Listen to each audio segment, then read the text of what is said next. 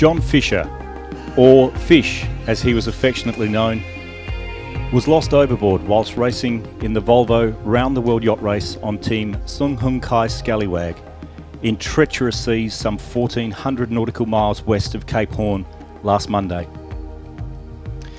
John was a true gentleman, an experienced yachtsman at the height of his profession, who loved sailing and loved the sea.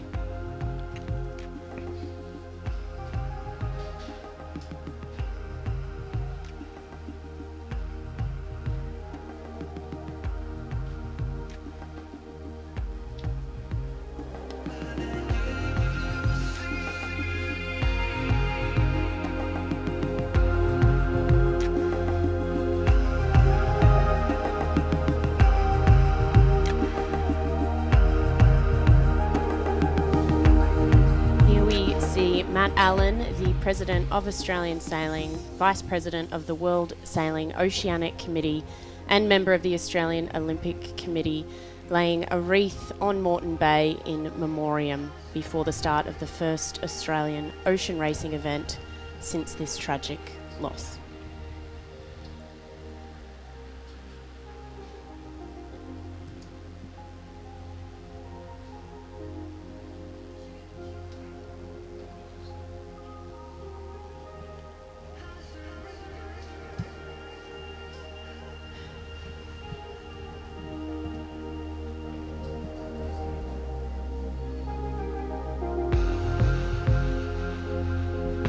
The QCYC and the entire Australian yachting fraternity extends its sincere and heartfelt condolences to the family, teammates and friends of John Fisher.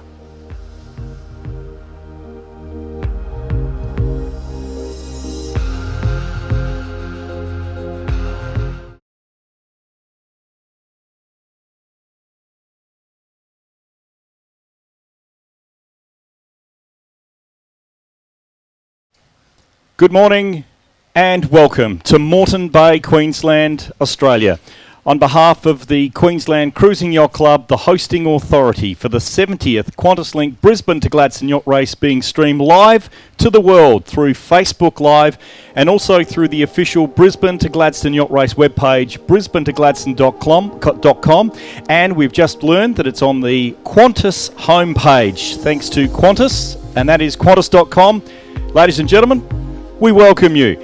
I'm Grant Cooper. Joining me in commentary this morning are two incredibly well-known yachting personalities. Firstly, accomplished yachtswoman, and I mean you don't need to win 2 world major championships to be an accomplished yachtswoman, but she is, and most certainly known around the world for her coverage of yachting events through her social media blogs on Adventure of a Sailor Girl. Ladies and gentlemen, Nic Douglass, good morning. Good morning, Grant. It's so nice to be here. Very excited. On my far left is a man who's been sailing since he was 4, which is 88 years ago, and will race anything with a sail from 1 metre to 30 metres. And I know because we've crossed tacks numerous times, having competed in the B2G many times. But Etchells is his current thing, finishing second in the Victorian State titles just recently. Self-confessed weather geek. Welcome, David Turton. Thanks, Grant. Great to be here today down at the QCYC. Looks like been a fantastic race and one that'll go down in history. It most certainly will, and it'll certainly go down in history for probably some amazing things in the way of finishing times. We'll talk about that in a little while. Well, 69 years ago, the first ever Brisbane to Gladstone Yacht Race was held with a fleet of only 7 yachts. 6 of them finishing. Line honours went to Hoana, who was George Picker's skipper at the time, and with a course time of 47 hours, 8 minutes and 25 seconds. The overall race winner was Sea Prince John Bourne, with a correct time of 34 hours, 22 minutes and 18 seconds. We're presuming things are going to be a little quicker this year, this time around, Nick, with some of the faster boats in the fleet expected now well within under the 24-hour mark. Oh, absolutely. I think BlackJack, if they do everything correct, and that's hard to judge as well, they could easily smash this time. Some of the smaller boats, some of the 52s, could even come in ahead of the record, though obviously the boat that finishes on line honours will be the record holder, Mr. Weather Geek David Turton. What do you reckon? Certainly, BlackJack looks like she'll get there in 14 to 15 hours, which is a pretty extraordinary average speed. It's just super quick. I've got the 52s getting there in under race record time. And there's a couple of little boats there that could give us a little bit of surprise. Ray Roberts' new toy, that will be very quick off the wind. It'll be interesting to see where they end up. The challenge is not so much in the weather, but keeping the hull under the mast for this one. That's where they'll lose most of the time. Weather-wise, it's pretty straightforward. Now, you've seen the fleet. We've been studying it for weeks now. Any thoughts? And I'm going to put you right on the spot nice and early in the broadcast. Any thoughts on a potential Courier Mail Cup winner? Can Ichi Ban and Matt Allen defend their Courier Mail Cup? Nic? And maybe do the double, given they won the Rolex Sydney Hobart as well. So we'll have to wait and see. I think it's going to be a big boat race, given that it will ease as we get into Sunday and Monday. So I think that we could see BlackJack do the double. Ichi Ban, MV Scooters is the old Ichi Ban that is the winner from last year. So either of those could do very well. But then, Turts, you're thinking that maybe a little boat could do it as well. Yeah, I'm going to give you 3 winners. Oh, here we go. Right. I haven't checked Sportsbet. Can we actually get on Sportsbet with this one? Happy to take personal bets. I've got BlackJack winning the big division, obviously. And then I've got Ichi Ban winning their division on corrected time, but I'm going to pick Tequila as a small boat to come home with a surprise. I think here the little boats have got a sniff of doing really, really well on IRC and on the corrected time. I'm also picking Tequila to win the wooden boat trophy on corrected time as well. There's a lot of classic wooden boats in this fleet, and it will be a great race between them all. Now, on camera at the moment, sorry to cut you short there, we have the... I had them as the Cabbage Creek, but they're not. They're the Breakfast Creek Boat Club. Now, the Breakfast Creek Boat Club obviously have a wonderful array of old vintage boats, and they are chaperoning, guard of honour for some of the wooden boats that have been anchored off Shorncliffe Pier this morning and heading out towards the race area there today. That's Pagan, I believe, bow 18. There my you lucky go. number. Beautiful old boat. And, of course, we've got Laura Barter in the fleet as well. And we'll be talking about Wistari's amazing 50th race, this one later in the broadcast. But once again, thank you to the Breakfast Creek Boat Club for their wonderful understanding of what a momentous occasion this is, the 70th Brisbane to Gladstone Yacht Race, and we appreciate them being a part of it this morning. Also, very soon we'll be crossing to the start boat where we have some dignitaries, and of course where the start boat is actually going to be enjoying champagne, caviar, and letting off a couple of explosions at 10 minutes, 5 minutes, and we'll talk about that starting procedure a little later on to give everybody, and perhaps the uninitiated, an understanding of what it's like or the process that we go through for the start of the Brisbane to Gladstone Yacht Race, or most yacht races as we see fit. So we'll be going there in a moment. The Yacht Tracker is a very important piece of equipment, team, and I see this morning, Nic, that you've been busily plotting the boats as they were even coming out of the Brisbane River this morning. I know. I think I'm a self-confessed stalker. People laugh at me for that, but I spend a lot of my life watching boats go around the world on trackers or on marine traffic, as I know a lot of us do. But everybody can follow at home. I know a lot of you will already have the Yellow Brick Tracker app, but make sure you go to YB and grab the Brisbane to Gladstone race as well, and you can follow on there. Yep, some important features there. You'll be able to see live leaderboards, review the map, the course, the wind information where available. You can zoom into the leaders. It really does have a great interactive part of that application. In fact, you could even go with Turdo's bet, see where his bet is for the, what was it, tequila or something? Tequila, I yes. actually think that's more of a Port Curtis Yacht Club thing later on, isn't it? Are you thinking of... Oh, it's a very important trophy between the wooden boat competitors, this one. But the Yellow Brick Tracker will give you an update as well on corrected time, which is one of the most important trophies of the race. So you get a live indication of where the boats are going on handicap, waiting for without waiting for everyone to finish. Oh, I just love, Turts, that you've put a bet on a 100-footer, a 52-footer, and a small boat. I used to be a banker. Yeah. Did you want to throw over the fleet? That's incredible. Yeah, very good. It's anyone's race. I think that's what we're saying here, and it's going to be fantastic once we see all these boats out on the racetrack. I would like to mention at this stage too, for our multi-hull enthusiasts, that we will do our absolute utmost to get the multi-hulls on camera and mention them as they come through the fleet. And the reason that we aren't able to do both at the same time is just due to the very close Contact start times, the multi-hull starting off the Shorncliffe pier at 11:10, and of course the mono-hulls getting underway at 11 o'clock. But you have our word that we'll be trying to get as much in the way of multi-hulls on the live stream today as humanly possible. We just haven't worked out how to be in the same place at the same time, or different places at the same time. I think that's what we're trying to say. Yes, so exactly. Stand by for that. Also, we have been seeing some irregularities with Facebook this morning, and we would just like to mention that should the worst thing happen, which is Facebook not going down, and we understand that these technical things are out of our control, and I hope you do too, but you can always flick across to Brisbane to Gladstone.com. That will be the constant. So should we have some issues there later on, please feel free to whip across to the other side. So that's Brisbane to Gladstone.com, not .au. Here we go in front of us here, Grant. We've got Invader, a Davidson 34. Sister ship Illusion won an 88 Hobart race, and I spent a lot of my youth sailing ocean miles on a sister ship to these boats. Great little boat for this race. Skipper Jack Morrison. It's probably not his weather, hard downwind in this boat, but they'll have a great time. Are you going to put a bet on them as well, Turts? No. Sorry. No. Okay, let's go to the start boat, and we have Jodie with her first interview for today. No, we haven't been able to cross there just yet. We will cross to her in just a few moments. We'll continue looking around and having a look at some of these fantastic boats there. That is a small boat. I don't care what you say. That is a tiny boat, and those guys will be certainly enjoying their beer when they get to the end of the race. And I say guys in a unisex manner. And you can see in the background there as well, Grant, the storm sail procession. So all of the boats are making sure that they go past the start boat with their storm sails up, part of the safety protocols, which are taken very seriously. And exciting to see. Everybody is looking. Are those guys on Dream having beers? Grant, I have Elsa D'Alessio here from Qantas. No?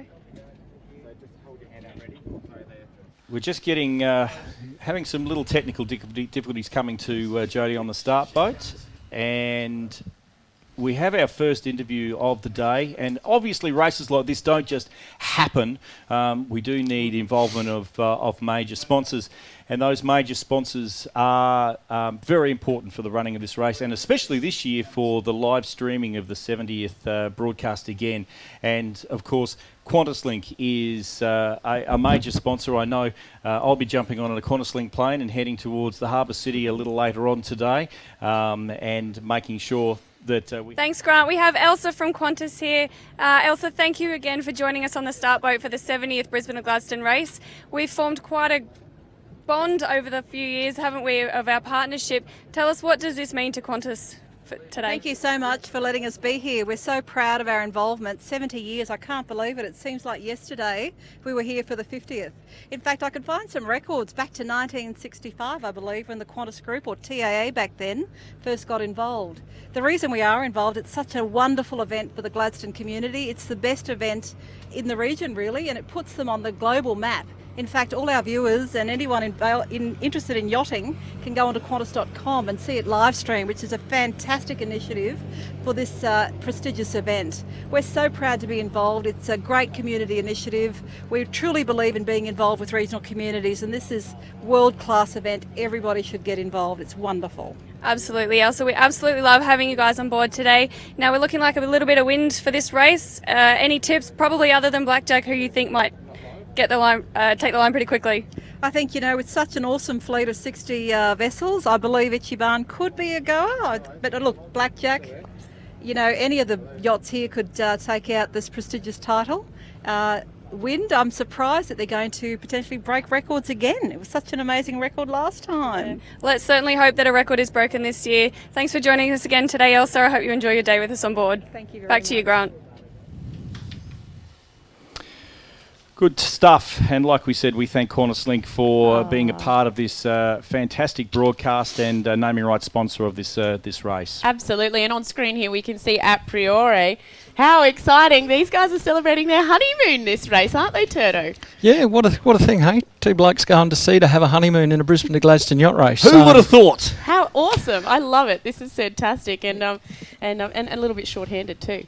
Yeah, just two-handed. Trev's had a good results in that boat, winning the Trans-Tasman. Here we have Javelin. Javelin. A 22.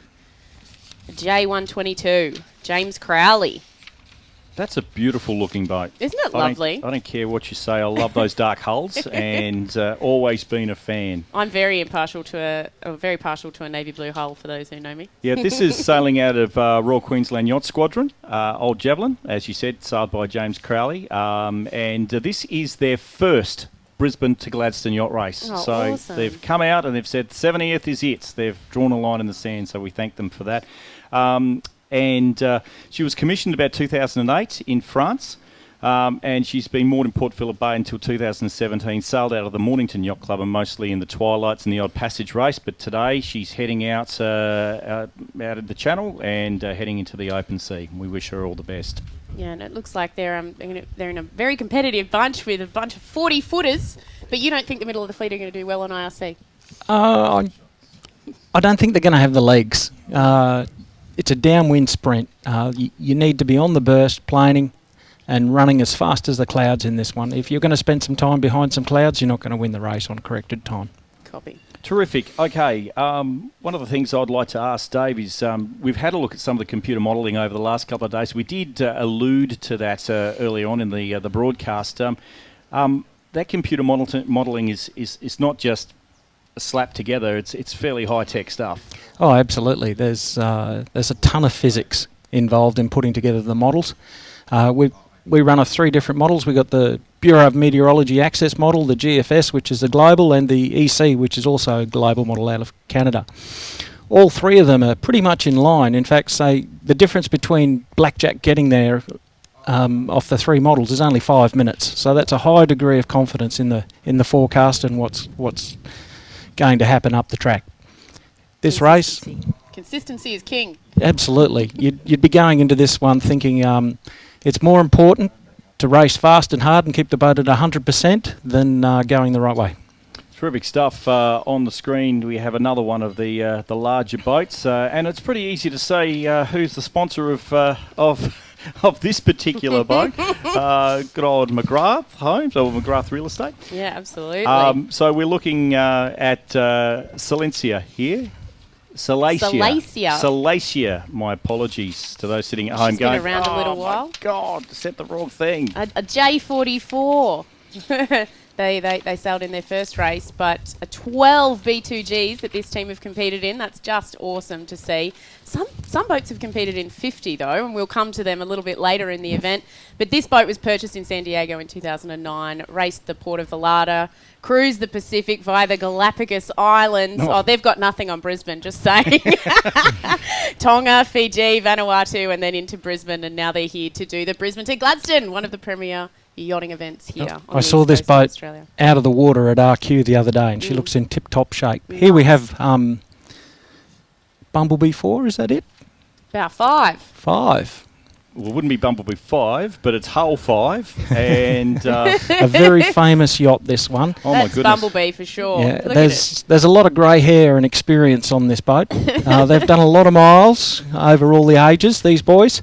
Graham Eaton. They won't be getting there as quick as BlackJack, but the T52s should probably beat them there, given it's a downhill race. But given it's a heavy air race, expect this boat to be up there in the handicap rankings. Yeah, absolutely. I'm actually going to call them as the PHRF winner. Are you? Yeah, I'll put a bet on with that. How many boats are you going to put a bet on, Turto? Seriously, someone running a list. Yeah. There is divisions. There's lots of divisions in this race. Lots of people win a prize, and I'm brave enough to put my hand up and say I think these boys have got a shot in PHRF. So this boat, very famous. She commenced her racing life with outright line honours in the 79 Sydney to Hobart race, and in the early 80s, she was the yacht to beat, setting many international standards. She's had a major refit in 2017 and the start of 18. There's now a new syndicate group owning her, and they're out to take out the Brizzy to Gladstone, potentially on PHRF, as Turto called it. Yep, absolutely. I'd like someone on Facebook, if it's at all possible, to keep an idea of the different handicap winners that Turto was talking about here. Yeah, can so that someone we write can a list? we can Yeah. at least bring that back to him, to at least haunt him. I got a photographic memory. I'll remember it all. Have a Perfect. look at this old boat. Oh, in fact, we're going to go back to her later on. Yeah. But you did see South Passage there for a moment, which is a fantastic old training boat. We will talk about her in the near future. Absolutely. Here we have a priori again with Trevor. He did win the Trans-Tasman race single-handed, which is also starting again very, very shortly. Lots of short-handed racing going on at the moment with the Melbourne to Osaka and the Trans-Tasman to Mooloolaba from New Zealand.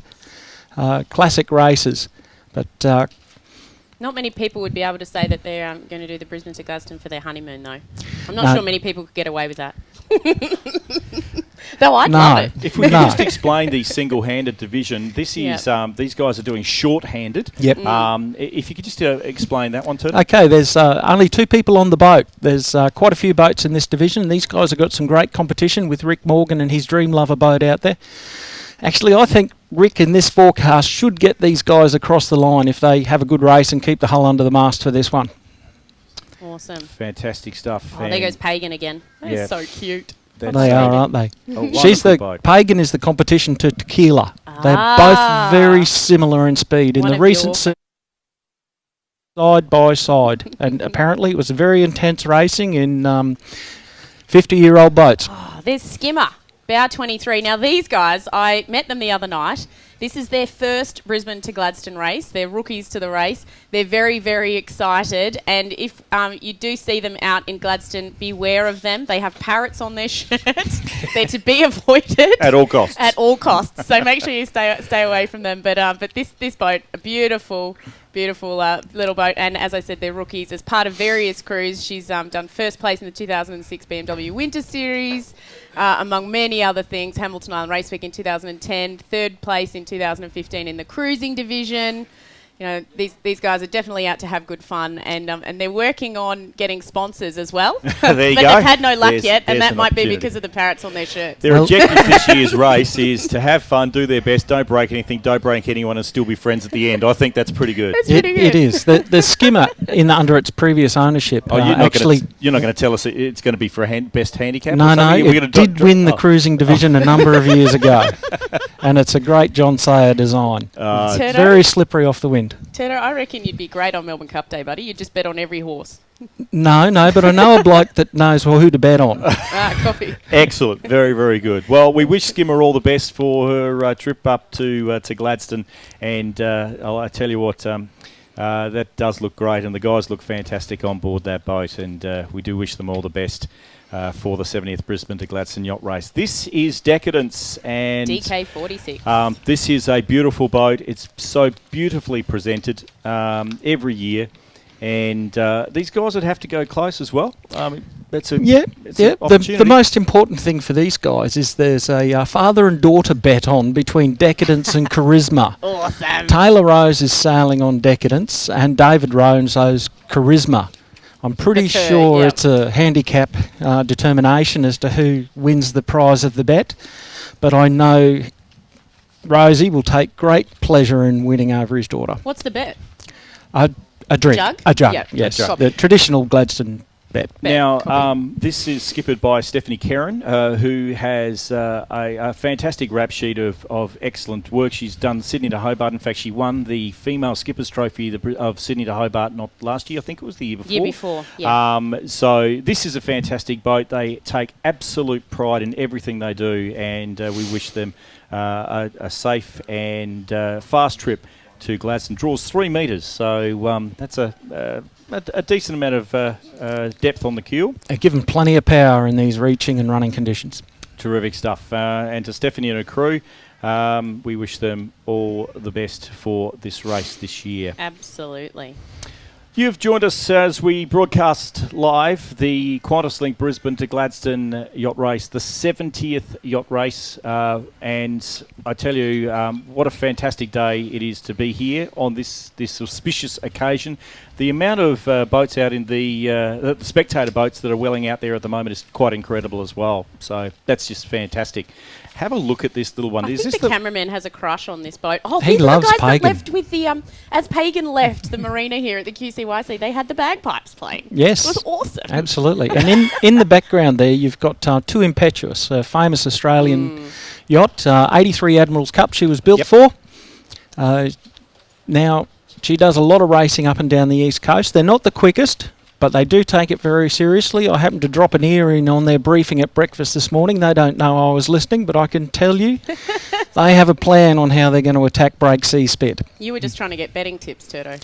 No, I was just looking for things to talk about. 2008 Rolex Sydney to Hobart, the Brisbane to Gladstone, and second in the 2014 Brisbane to Noumea race. So she's done some Ks. She's got some Ks under her belt. Absolutely. And there's the big girl. Hello, big girl.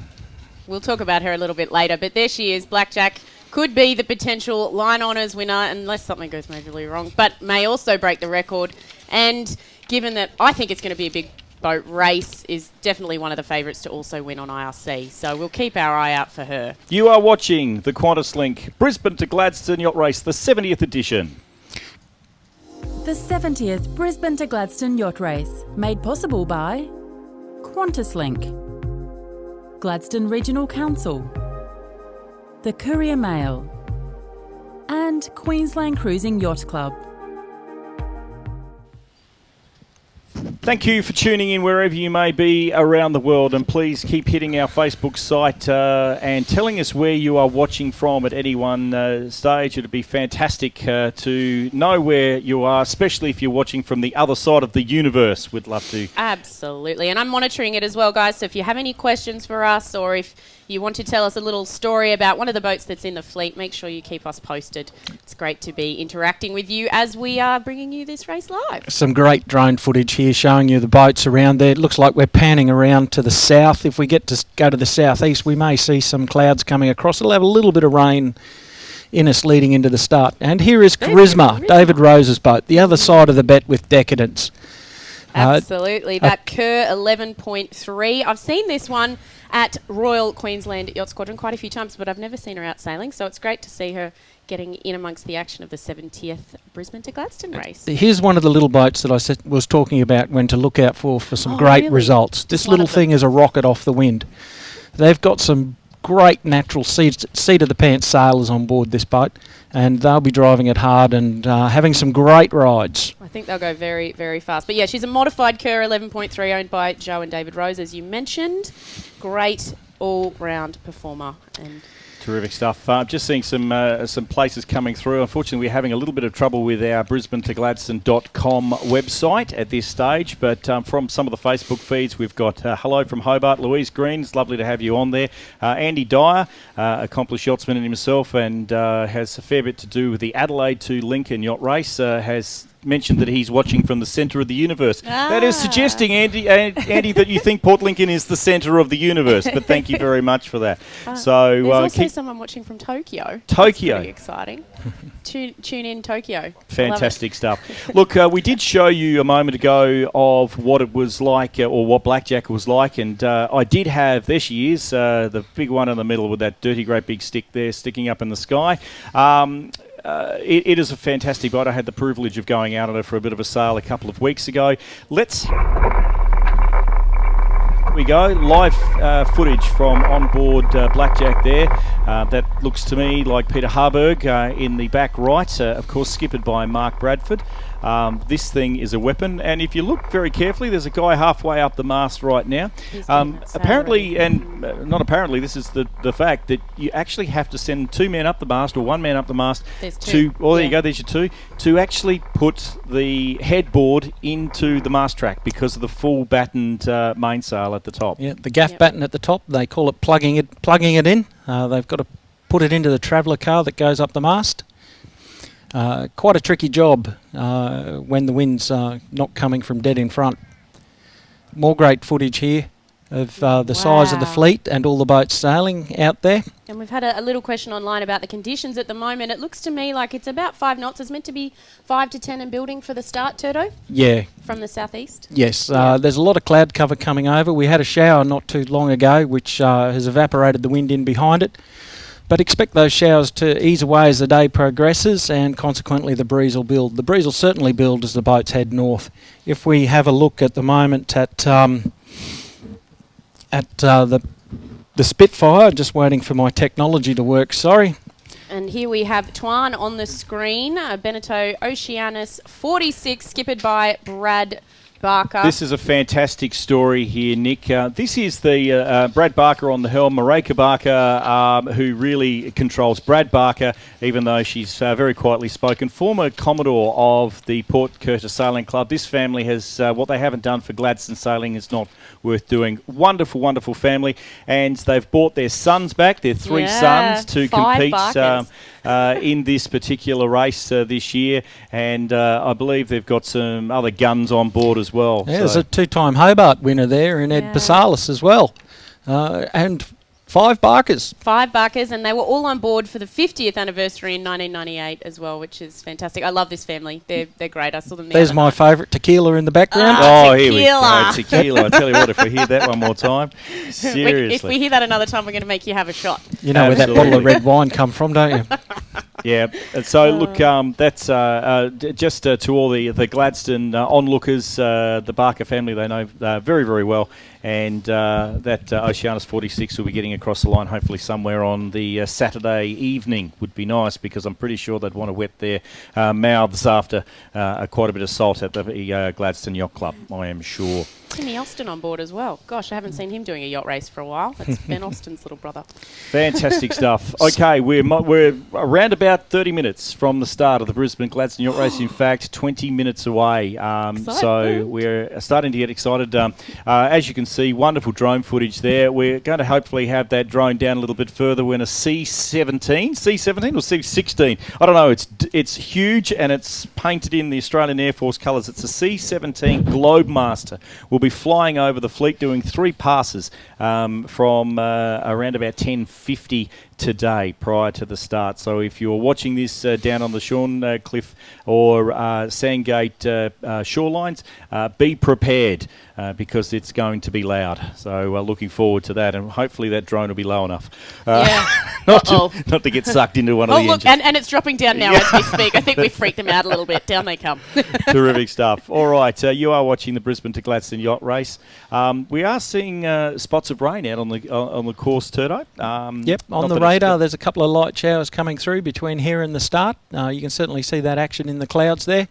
Looking up the bay, Redcliffe has got about 12-13 knots from the south going out to the Spitfire Channel, which is up at the northern end of Moreton Bay. We're looking at much more southeast breeze of 12 to 15 knots.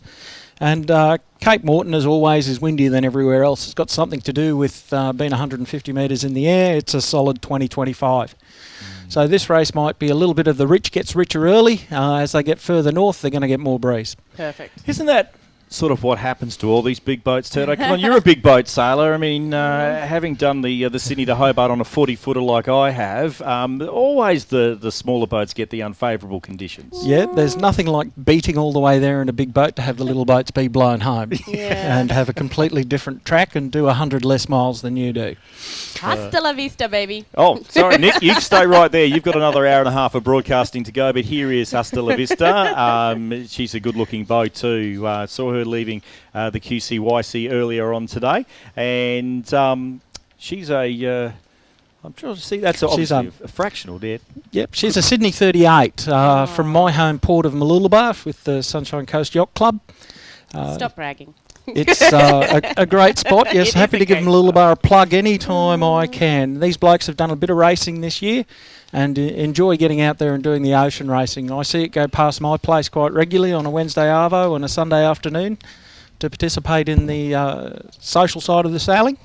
Yeah, they've done the Brisbane to Gladstone in 2014, 2016, 2017, and the Brisbane to Keppel looks like a favourite as well for them in the same years, and I think they're looking forward to having a great race in that middle bunch of the fleet that have quite a bit of competition going on.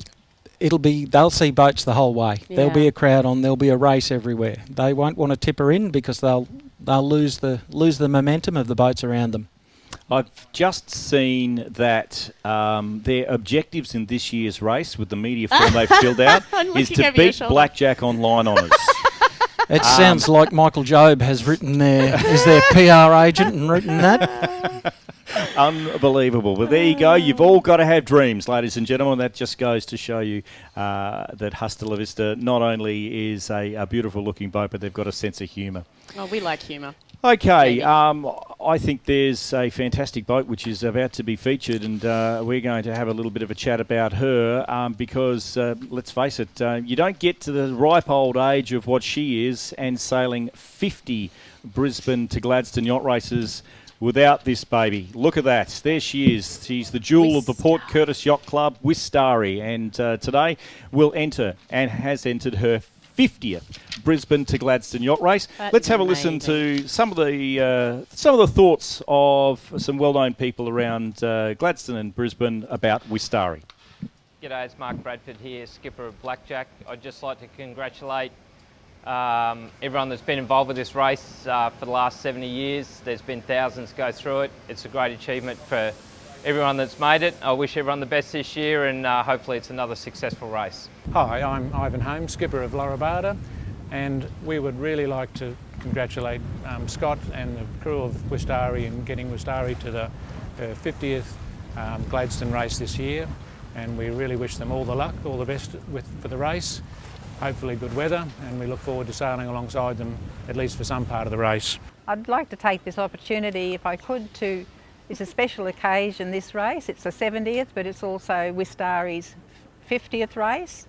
And I'd like to congratulate the Patrick family on achieving this milestone.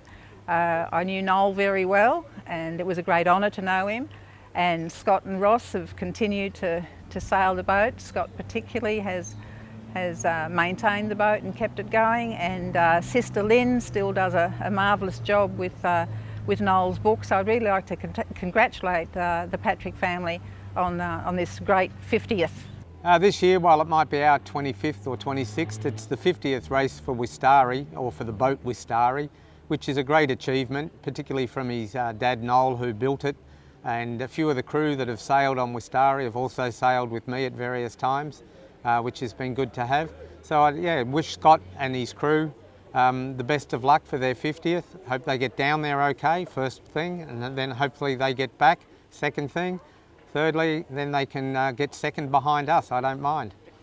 Hi everyone, Matt Burnett here, Mayor of the Gladstone region. Just wishing you all the best for the 2018 QantasLink Brisbane to Gladstone Yacht Race, and a big shout out to the crew at Wistari on their 50th. Looking forward to welcoming you home, guys. The 70th Brisbane to Gladstone Yacht Race, made possible by QantasLink, Gladstone Regional Council, the Courier Mail, and Queensland Cruising Yacht Club. Congratulations to Wistari starting her 50th race on the 70th Brisbane to Gladstone Yacht Race. Make sure that you keep up to date with her position on the YB Yacht Tracker, and to the entire Patrick family, congratulations. She is probably one of the East Coast's most famous vessels. If you have got Cruising the East Coast or Cruising the Capricorn Coast booklet, that is the Bible. So terrific stuff. Putting my marine ecologist's hat on. Uh-oh. Yes. Wistari Reef off Heron Island. Fantastic. There you go. Terrific stuff. All right. We have been told you like to talk about everything but sailing, Mr. Turton. So just looking at some other fantastic comments through our Facebook page, and to Mark Adamson, calling it a Caloundra 15 to 20 knots at the moment. Good on you, Mark. We appreciate that. Okay, let's go back to the start boat where Jody, our assistant race director, has got another very important person to be talking with at the start of this Brisbane to Gladstone Yacht Race. No, we're not crossing there. We're having some real issues here. Here we go. Oh, I got there in there. We have His Excellency, the Governor of Queensland, the Honourable Paul de Jersey AC, joining us today on the start boat. Governor, you are starting the race today by firing the start gun for us again. This is your fourth time in a row, and I don't believe that any other governor has started the race for us consecutively this many times. It's quite an honour. So how do you feel about that? Well, I'm not sure about the record, but it's a great honour to do this. I can remember as a child this race. I'm 69 now, so that explains it. The race is in its 70th year, and it was always an extraordinarily emblematic part of Queensland life, the race. And I always remember the governor fired the starting gun, so I'm very pleased to be continuing that tradition. We're certainly glad to have you here. Governor, earlier this week you also hosted a reception for the skippers and their partners. I know that they were all very honoured and humbled that you hosted them in your home. What did you take from that evening? Well, they shouldn't have been humbled. It was a privilege for Kay and me to have them there, particularly in the 70th year of the race. It was just wonderful to have them there. And the character of the occasion was the friendly rivalry which characterises this race and which makes it, as I say, so emblematic of Queensland society. It's a wonderful race. Absolutely, and there's so many fun stories from that evening. Now, Governor, we are also again this year flying the Standard from the start boat. We are very honoured to do that. Can you tell me, do you use the Standard at many of your events? As many as we can. When the governor's present, the Standard should fly from the place. But it's particularly unusual to have it flying from a boat. So I'm very proud of that. We are very proud of that too. Thank you very much, Governor. Back to you, Grant. The 70th Brisbane to Gladstone Yacht Race, made possible by QantasLink, Gladstone Regional Council, Metro Hotels, and Musto. Welcome back to the QantasLink Brisbane to Gladstone Yacht Race, the 70th Brisbane to Gladstone Yacht Race, and just mentioning again, Adventures of SailorGirl Nic Douglass and David Turton joining me today for the live broadcast, second in a row of this fantastic East Coast Blue Water Classic. And earlier on today we discussed the speeds of which some of these boats are going to get to, with probably the most favourable conditions we've seen in many, many a year. David, I know your computer modelling said 14 hours, but I do not want Jim Purcell and VMR Gladstone getting up at that hour of the morning to welcome the first boat home at Spinnaker Park. I can bet you they'll be up anyway, just out of pure excitement, because they love doing what they're doing as being part of that. Listen, and a big shout out to all the teams at VMR and the Gladstone, and in fact the VMR and the Air Sea Rescue and everybody that makes this the fantastic boat race it is. Pagan, have a look at this beautiful, beautiful yacht, ladies and gentlemen. This is one of the boats that will be heading north to the wonderful city of Gladstone, and I'm telling you that is just a classy looking boat. Yeah, absolutely. We've seen a few shots of this. As I said, I think the cameraman's got a crush on them. It's such a beautiful boat, though. You can't help but be attracted to her now. But she's got her full racing sails up now. Did have her storm sails up earlier. And they'll be getting ready to get into the starting action. Team Hollywood, there we are. Here we go. I talked about this boat earlier as being one to watch. You watch some of these speeds on the tracker. This boat will be just behind the TP52s if they can keep that mast above the hull. Oh, they'll be rocketing along. It'll be wet upstairs, downstairs, inside your wet weather gear. These blokes will be wet when they get there. Now, to give you a bit of an idea, this is only 42 foot long, and you're saying it should be able to keep up with the 52 foot longs. Oh, I'll be close. They'll be in sight. Yeah, they'll be in sight by the time they get to Indian Head. And some rock stars on board. Ben Lammy Lamb, who was part of SoftBank Team Japan during the last America's Cup and won the Etchell Worlds with John Bertrand 2 years ago. David Chapo Chapman has been sailing with Ray Roberts for quite a while now, and Bobby Wilmot of the Wilmots, whose daughter is the current female Australian Sailor of the Year as well, and is campaigning a 49er FX pretty seriously at the moment.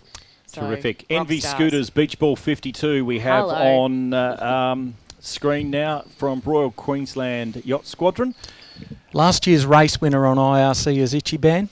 Barry Cuneo has put together a fantastic youth program out of the RQ using his boats, the Beach Ball, the 40-footer, and with the idea of getting the youth kids up into the 52 as they progress their skills along. Great great to see some owners contributing into the sport and getting young guys, young girls active in ocean racing. It's absolutely awesome. That looks like a bit of a weapon, and she looks like a bit of a weapon off the breeze as well. Oh, yeah. Another wet boat, inside and outside. Need a bailer. Yeah. Full time. Oh, that to me that doesn't camera there, but look, it's going to certainly build as we go through the day. And right here we have Cooper's, which is another beautiful looking boat. Genoa 53, skippered by Craig Watson. These guys will be towards the front end of the back of the fleet. Okay, I think I got you there. Yeah. These guys sound like they love Queensland. Look at this. All their history is, Whit Sundays, Brisbane to Gladstone, Brisbane to Keppel, Airlie, Hamo. Gosh, Queensland must be a terrible place to hang out. I always see them up north. I would like to know, how do you get a brewery to sponsor your boat? Especially a good one. I mean, you must drink a lot of beer, I think. That's the only answer. I actually do believe, and I hope I've got this correct, that Coopers will be the beverage of choice handed out at the end of the race. Here we have a famous Brisbane to Gladstone competitor in Corroboree, skippered by Bob Robertson, a long-term Sunshine Coast local who has done Hobart's Gladstone, a past winner of the Gladstone in days gone by, in the old IOR days. B52, a sailing school vessel out of Brisbane. There's the plane too, speaking of B52 bombers. Yeah, C-17, isn't it? Yeah, it's a C-17. But I tell you what, Nick, it was a beautiful segue. Did you like that? I'll give you You'll that. pay that? Yeah, Have nice. a look at this thing flying over the fleet right now. And I tell you what, if you're not ready for it and it goes over the top of you, you will be certainly knowing it's there. Just watch that plane go over the Formula One Grand Prix last weekend at Albert Park in Melbourne. Oh, so wow. there you go. That's how much the 70th Brisbane to Gladstone Yacht Race means to the state of Queensland. It is an iconic race. In fact, bestowed in the bicentennial year by the government at the time as an icon of Queensland. So there you go. So that certainly did rock the roof here at the QCYC as she flew over the top. So wonderful stuff. And we're back to envy again. It is a weapon. Too easy. Okay, you are listening to the broadcast of the Brisbane to Gladstone Yacht Race. Very soon we will be showing you the course because, quite simply, it is not an easy. It's not. It's always going north, but we'll be able to show you that in more detail if you're wanting to know the course of the Brisbane to Gladstone Yacht Race. In fact, in the absolute magic of television or internet live streaming, here we go. The course layout of the 70th Brisbane to Gladstone Yacht Race. Welcome to Brisbane, the River City, capital of the Sunshine State and the starting point for the iconic Brisbane to Gladstone Yacht Race. The organising authority and host club of this historic race is the Queensland Cruising Yacht Club, located in Shorncliffe on Cabbage Tree Creek. In years gone by, the start of the race was just off Shorncliffe Pier. However, over the years, the monohull start has had to be moved offshore to cater for the increased draft of some of the bigger competitors, and now is approximately 2 nautical miles off the pier. At precisely 11 a.m, the yachts will receive the starting gun and set course for the first turning mark off Redcliffe, making sure to miss Otter and Garnet Rocks that are actually parts of the course and must be left to port. From here, the yachts will head across Moreton Bay toward picturesque Moreton Island for the M8 beacon. The yachts will then work their way through the northwest shipping channel markers, heading gradually back towards the top of Bribie Island. Finally, with Caloundra close on the port-hand side, the fleet breaks the shackles of Moreton Bay. From the fairway mark, navigators will plot courses to what they believe will be the quickest. This could bring yachts inshore, skirting Double Island Point, or further offshore, chasing favourable winds and currents. With beautiful Fraser Island on the port-hand side, yachts will then round Indian Head and break Sea Spit before turning westerly, rounding the picturesque Lady Elliot Island, part of the southern Great Barrier Reef, and heading across what is affectionately termed the Paddock. Now on the homeward stretch with the lights of Agnes Water and 1770 on the horizon, the yachts will pick up the first Channel Beacon S2, before making their way through this tricky snake of flashing lights marking the shipping channel, flanked by shallow bars. Any yachts arriving at this point with an outgoing tide will have a bit of a battle on their hands. The tide can make or break some yachts' campaigns, especially in light airs. Past the East Banks and Gatcombe Head, the race up the harbour will be tight between the shallows and sharing the shipping channel with 15,000-tonne coal ships. Finally, the end is in sight, with the finish a line of sight between the A7 beacon and a buoy off the beautiful Spinnaker Park, where the finish line crew will fire a gun to mark the end of the race for each yacht. It won't take long for Mayor Matt Burnett to meet the boats and crews with a carton of cold amber fluid before the yachts head past the new East Shores recreational development. And finally, celebrations that should last some time at the world-famous Gladstone Yacht Club. 10-minute gun about to be started. I can't see who's actually got that gun there at the moment, but I know Matt Burnett, Mayor of Gladstone, was dead set keen on getting his hands on the gun. There we go. 10 minutes before the start. No, it's not Matt Burnett, but I'm pretty sure The green flag. he's very happy. The 10 minutes before the start of the 70th Brisbane to They might be Gladstone taking Yacht Race turns. on board South Pacific. Let's have a look at our next entrant in, BlackJack. and that is BlackJack. Mad Jack, looking like they're fast and ready to go. Another one of the small boats in the fleet that will be looking to go as well as possible.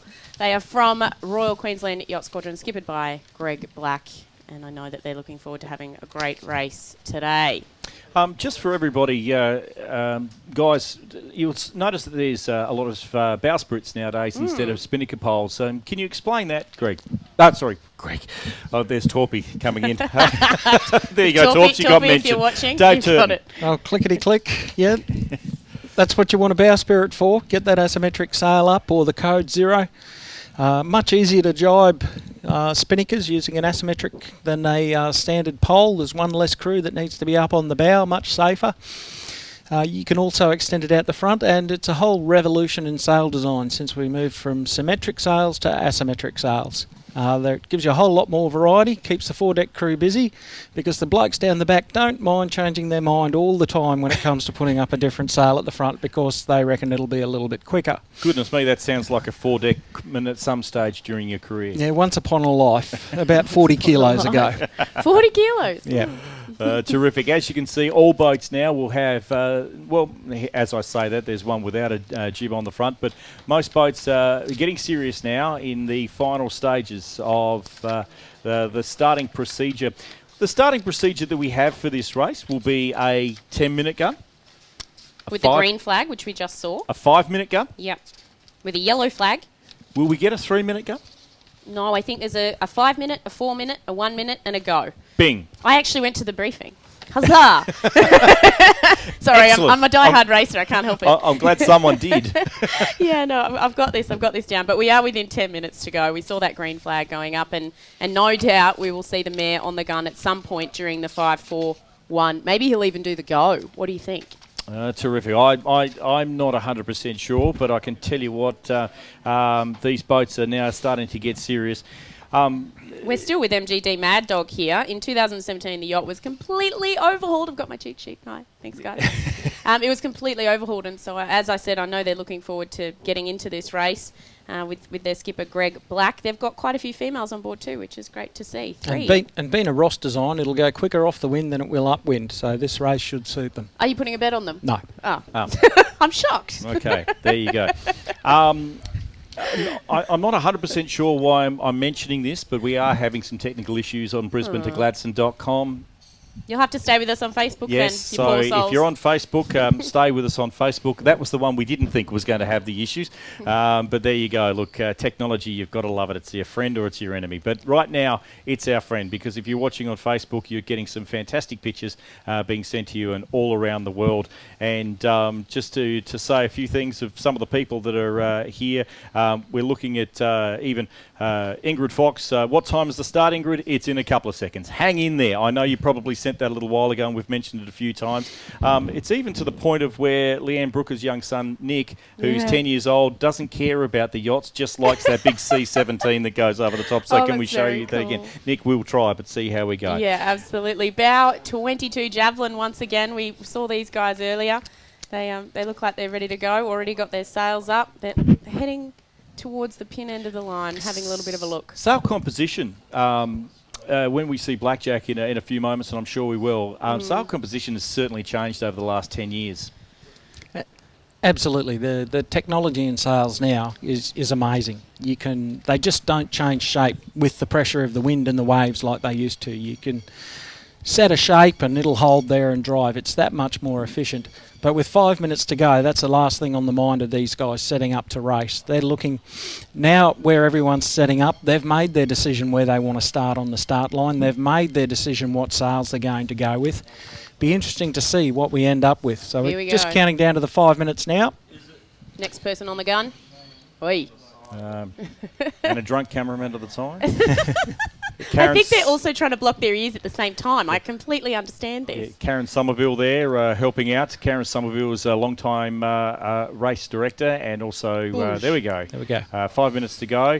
And the there team we there. go. There he is, the Mayor, Matt Burnett. And on behalf of the Mayor and all his fantastic councillors, it's without a large contribution from those guys that this doesn't happen. And Gladstone and the Brisbane areas don't get the true recognition they deserve in a race such as this. So looking at that weather, mate, I tell you what, all that computer modelling, that does not look like 15 knots out there. Not yet. It won't be at the start because there's that many boats out there. It presents itself as a wall to the wind. So if you imagine a wall out there, the wind's going to rise before it gets there. So off the start, we won't see the pressure that they're forecasting, but as the fleet spreads out, the wind will mix down. Ooh, I can feel and they'll get on their way at proper speed. Right now, the heart rates on board have jumped up a couple of beeps a minute. They're getting intense. They're looking for positioning. They're looking for the best position. Being a spinnaker start, there'll be lots of people sailing upwind the line on starboard tack. And then bearing away. With the start. It'll be a real feat to fit a 100-footer in a line like that. So hopefully we'll get some drone traffic. Do you think that BlackJack will head to the pin and try and stay out of the way, or... You know, because they're going to explode once they get a bit of breeze. I think that's the what modus operandi of most of the 100 skippers in the world is, in a mixed fleet like this, is safety at the start. Let's get out of here. Let's have a nice start. Stay out of the road of the other guys, and let's get on our way. They've got the rig height to sail through anyone's lee. Being in someone's bad wind isn't really an issue when your mast is 35 metres in the air. Absolutely. So yeah, if I was BlackJack, I'd be looking to be a little bit up from the pin and just making sure that they're going when the gun goes. I'm not sure they got the water down that end. You reckon? Yeah. That might be halfway. Drawing 6 metres. Yeah, it's a bit shallower down that end. Well, you know it better than I do, Turto. You've done this race how many times? Quite a few, and I've navigated Wild Thing through this, and she draws 6.5 metres, a couple hundred mil more than this one. I believe the start line this year is half a kilometre long. Yes. So there's quite a bit of room there, but I don't know. Pushing a 100-foot yacht past these boats here, it does take a special skill. There goes their A1, I reckon. Yeah, I can't see where they're hoisting to. Tilt the camera up so we can see what sail they got, please. I would guess they'll go Renee sail. We're in the last 3 minutes of the start of the Brisbane to Gladstone Yacht Race. Hopefully we have boats at both pin ends of the line and in front of the line to give you as many different camera angles as we possibly can. Again, it is quite a technological feat in attempting to get all the boats in the small amount of area that we have. Look at that. That's a cool. Fantastic look. That to me... one of the great things about sailing on 100 is you don't have to grind. You've got buttons. You press that button on that primary winch, that thing will spit rope at you quicker than you can pull it in. It is quite amazing the power of the hydraulics on these vessels. They can change sails, they can change gears in the most pressed of circumstances and make it look easy. So you'll see them at the moment without a front sail on. And that's because when it comes in, it only takes about 20 seconds to unfurl, and then boom, they'll be up to speed pretty quick. That's why I like downwind starts personally. Terrific just that stuff. Explosion. In the last couple of seconds before the start of the historic 70th Brisbane to Gladstone Yacht Race, southeasterlies 10 to 15, reaching 15 to 20 is still from the Bureau of Meteorology. I think that'll fill in a little later on this morning. And of course, with an outgoing tide, that's got to be a little bit favourable until I think it's late this afternoon or 3 o'clock this afternoon. Yeah, 3:30 the Savo is low water. The little boats will be trying to get as far along the track as they can before the tide turns. Hopefully they're through Tangalooma and up into the Spitfire by the time the tide changes. Otherwise, that might hamper one of my handicap bets if they have to push some incoming tide Just for one too of long. your bets, Turto. Yeah. That's a problem. That's it. I've got 1 out of 100's gone. Terrific Poor stuff. soul. All right. Hopefully, very soon we'll get some more footage of the start. We are only 1 minute away. Looking for different cameras of the boats, and it's just having some little technical issues. Incredible. Oh, we'll get there. But we are getting there. another one of my picks for a boat to look out for. Another one? Yeah, I think the English Dream will do quite well off the wind. Being an English design, very fast off the wind. Here we go, we're back. 1 minute to go. Coming up. Here we go. I'm excited. Terrific. This is the Governor of Queensland. Hi. And he will signify 1 minute to go before the start of the historic race. Or is this the start? This is the start. This is the start. There goes Envy. Go, bang. Yeah, this is the start. Bang. Apologies for that. And there we go. The start of the Brisbane Envy to Gladstone. scooters. Look at that. Perfectly. Away. Going for the asymmetrical straight away. There's Ichi Ban just down to leeward of that white spinnaker. You can see them extending as well. And the Fast 40 Hollywood Boulevard is just to leeward of Envy scooters. So those 3 boats that we spoke about as being quite quick off the breeze. Not as much wind as we thought. And you can see BlackJack down to leeward, that big black towering thing there with the is that very there? square sail right down the bottom. You just watch it move through the fleet to leeward. We all know they were going to go for their asymmetricals as soon as they could, and their codes, and have a There look at she that. is. There she is. Hello. Look at the size of that. That is amazing. What tends to happen here on this start is you start off shy and everyone's pressuring and pressuring, trying to get high on the track. As you get further down, it squares you up, and then you go, holy God, I've got an ASO on, I've got my reaching sail on, I've got to wobble down to this turning mark. Look at that beautiful shot with all the spinnakers. That's absolutely stunning. And as we mentioned, you can see BlackJack extending there to leeward. Ichi Ban's about middle of the way up to the Fast 40, and then the most windward leading boat is Envy Scooters, the defending boat under a different name. There's BlackJack. Can you imagine starting or finding your position on the line, turning around and seeing this thing ready to shatter you as you come across the start line? Well, driving this would be a bit like driving a semi-trailer through the peak hour in Sydney traffic. Oh boy. Yeah, you've got plenty on. You really have to plan your manoeuvres well. And Mark Squark Bradford on the helm, as he's fondly known by everybody around. And they've done so much work on this boat, formerly known as Alfa Romeo. And you may have seen her lead out of the heads during the Rolex Sydney Hobart race, and then was third. If you managed to see the interview with Peter Harburg earlier on, he was standing on the jetty at the Shorncliffe Pier watching the first ever Brisbane to Gladstone Yacht Race take off, where his dad on ABC radio was calling the start of the first ever race. So there you go, there's some history. And later on in this broadcast, we hope to be finding Mariah for you. He was another fella that was sitting on that Peter Holm was sitting on that same jetty at the same time, and he will be competing today, or is competing today, on the same amount, exactly the same amount as his father Ivan Holm, and this will be his last race. So we'll have a look at that once we get Mariah on camera for you a little later on. Here you see these guys. They'll be doing 12, maybe 13 knots there, a bit quicker than wind speed. They won't be at full cant, I don't think. They haven't got everyone there sitting on the side. They've got their Genoa staysail up. They've got another jib ready to go up the front. Yeah, so they can have 4 sails on the front of this thing, which is absolutely amazing. But they've just popped that staysail now, so 3 sails up, which is awesome to see. It's interesting how that over the years that whole idea has changed. So remember staysails and bloopers and all that sort of stuff from the good old days. They went out of fashion. They went out of fashion, but now it's how many sails, especially from watching the Volvo, how many sails you can get up from the inside of that jib. And so here you can see some boats that have got a great start. From the left of the screen, that's either Ichi or Envy. Ichi on the top left, then Envy, then the Fast 40. Then Hollywood. Team there. Hollywood, yeah. Ichi Ban's out the front there. They'll be leading from the front of that pack. They'll be trying to stay in that position.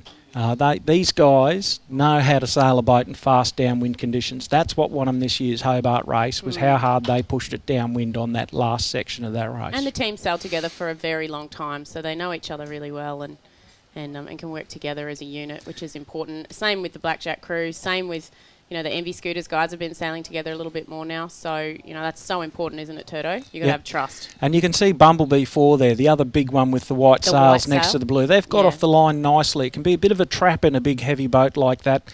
With not much air on the start line to get it wound up and going, but they've got out of there nicely. I think that blue spinnaker that we saw was either Charisma or Corumba as well. It's that Kerr. The Kerr 52. Yeah, there. Yep, Kerr 50. See that blue. From Royal Queensland Yacht Squadron in Brisbane with Tim Farragher and his team. Yeah. They've done a lot of sailing over the last 3 years in that boat. It's been everywhere. Noumea, Hamilton, Sydney Southport, Brisbane Keppels.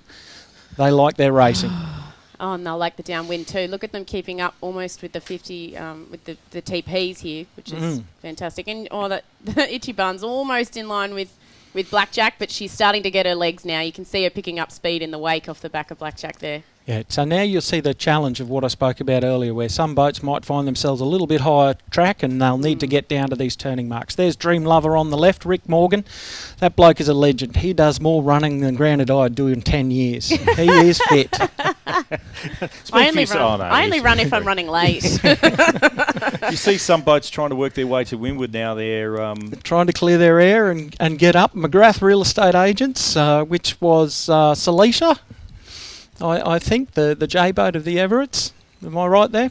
Yeah, I think so. Yeah, they're trying to get up and get some clear air. A little bit of dirty there, yeah. Being down low on this fleet is a real struggle. You've got to be clear and got to be going. Otherwise, you're going to be a little bit slower. But watch out for the high group trap. Look at these guys getting sucked up with these red spinnakers. They're all trying to get air here, and they're going to end up sailing a lot further distance than these white spinnakers further to leeward. But as predicted, BlackJack did start towards the leeward end of the line, and they've managed to peg their way out in front. Well, my PHRF favourite is doing well, Bumblebee 4, and then we've got Decadence in the middle of the screen. Awesome to see. I can't make out the boat behind them, sorry. But you can see they've got 3 blokes to leeward there, just constantly working the trim, taking the skin off their thumbs, pressing those buttons.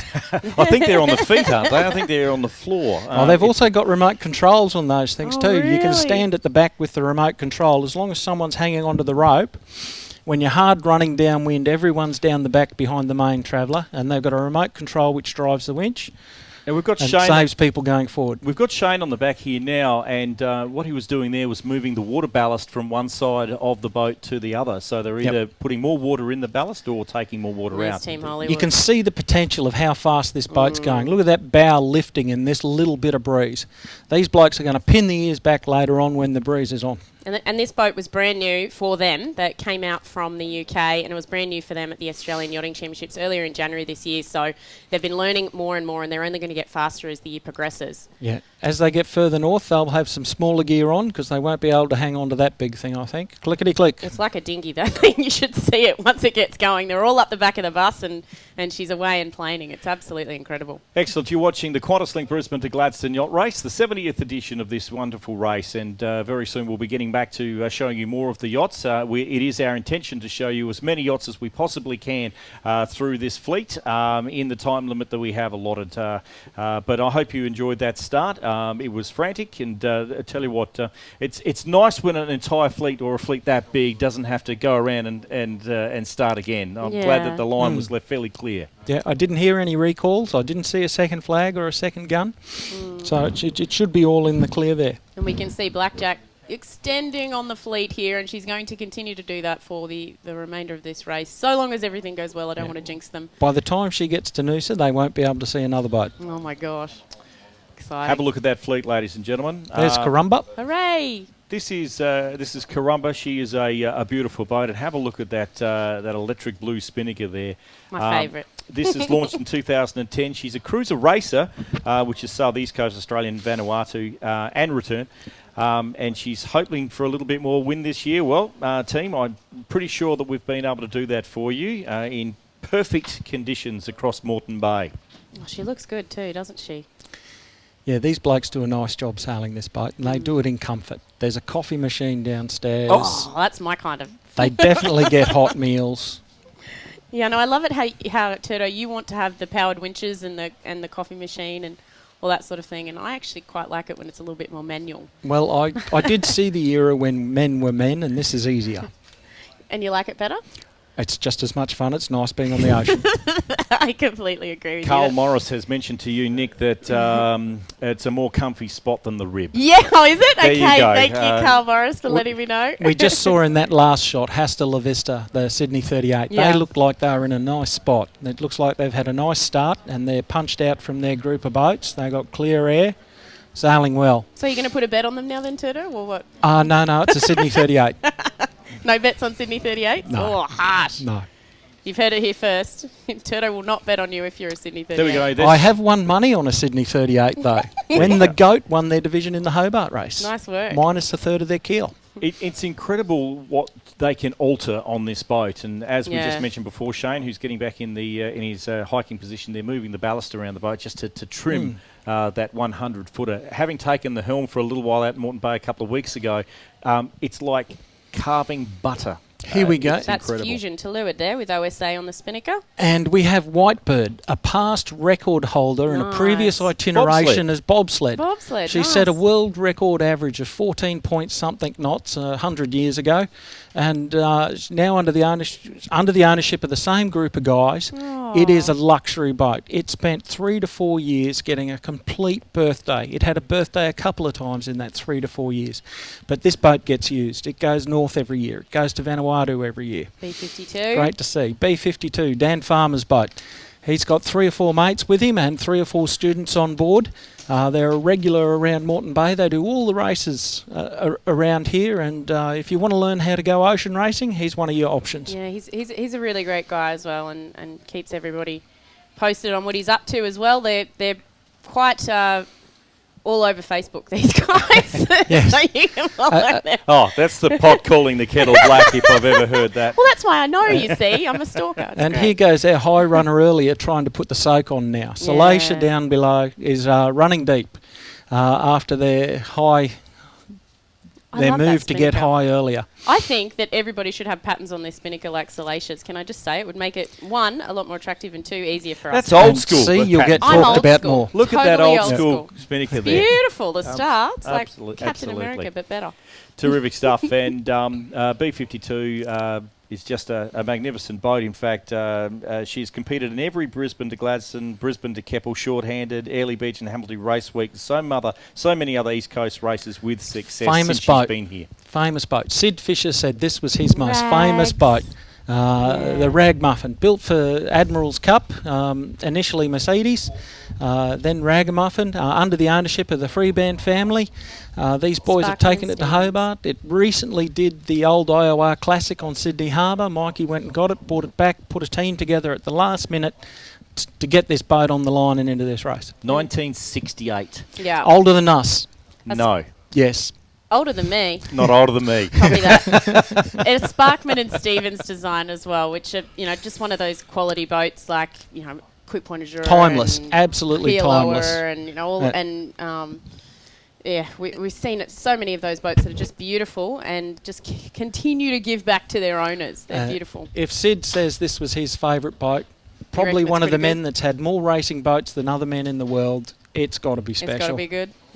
I'd just like to welcome Jeff Paul to the broadcast, who has sailed this race many a time. He's missing it, and he's watching in Mexico at the moment. How Well, awesome. Paulie and I have been competitors in the past. I'm pleased to say I've won rum off him many a time. And there's an old mum 30, just like he used to run around in, up and down this coast. Where's the immigrant, Jeff? You'd be having a great race here. You'd be there in 27 hours. He's a past winner. Yeah, Port Curtis Sailing Club's Restless there.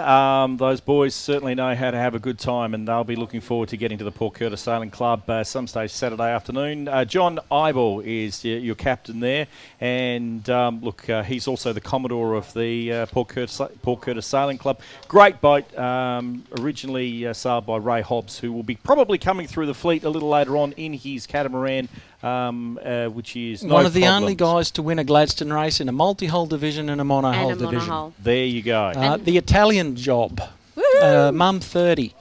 I do like Mum 30s. Oh yeah, this boat, if you reckon the other boats were wet, this is like a rainforest downstairs. It will just rain. It will be wet. It will be dripping. Yeah, it the comes only down thing the dry mast. will be the HF. skippered by Michael Johnson there. She's competed in the Far 30 Australian Championships. Well, that's right. They're Far 30s now, not mums. Oops. Far 30s, yep, sorry. Far 30 Queensland Championships, Surf to City, Brisbane to Keppel, Brisbane to Gladstone Kingfisher Night Race Series. So she certainly knows her way around the traps. So, yeah. And the crew have said they're looking for strong running and reaching conditions. Your wish has been granted. Absolutely. Prepare for some epic rides. I can guarantee these boys will have a fractional shoot on, because the masthead will only come down when it's in pieces, and if they keep it on, it'll be in pieces. I can guarantee their eyes will be bloodshot when they get to Gladstone. Absolutely. Salt water in your face for that long. Oh, yeah. Trump card. Trump card. A Van der Stat boat, a timber boat built in Tasmania. This boat has been tweaked to IRC under its previous owner. She's a beautiful piece of work as to how she's been built.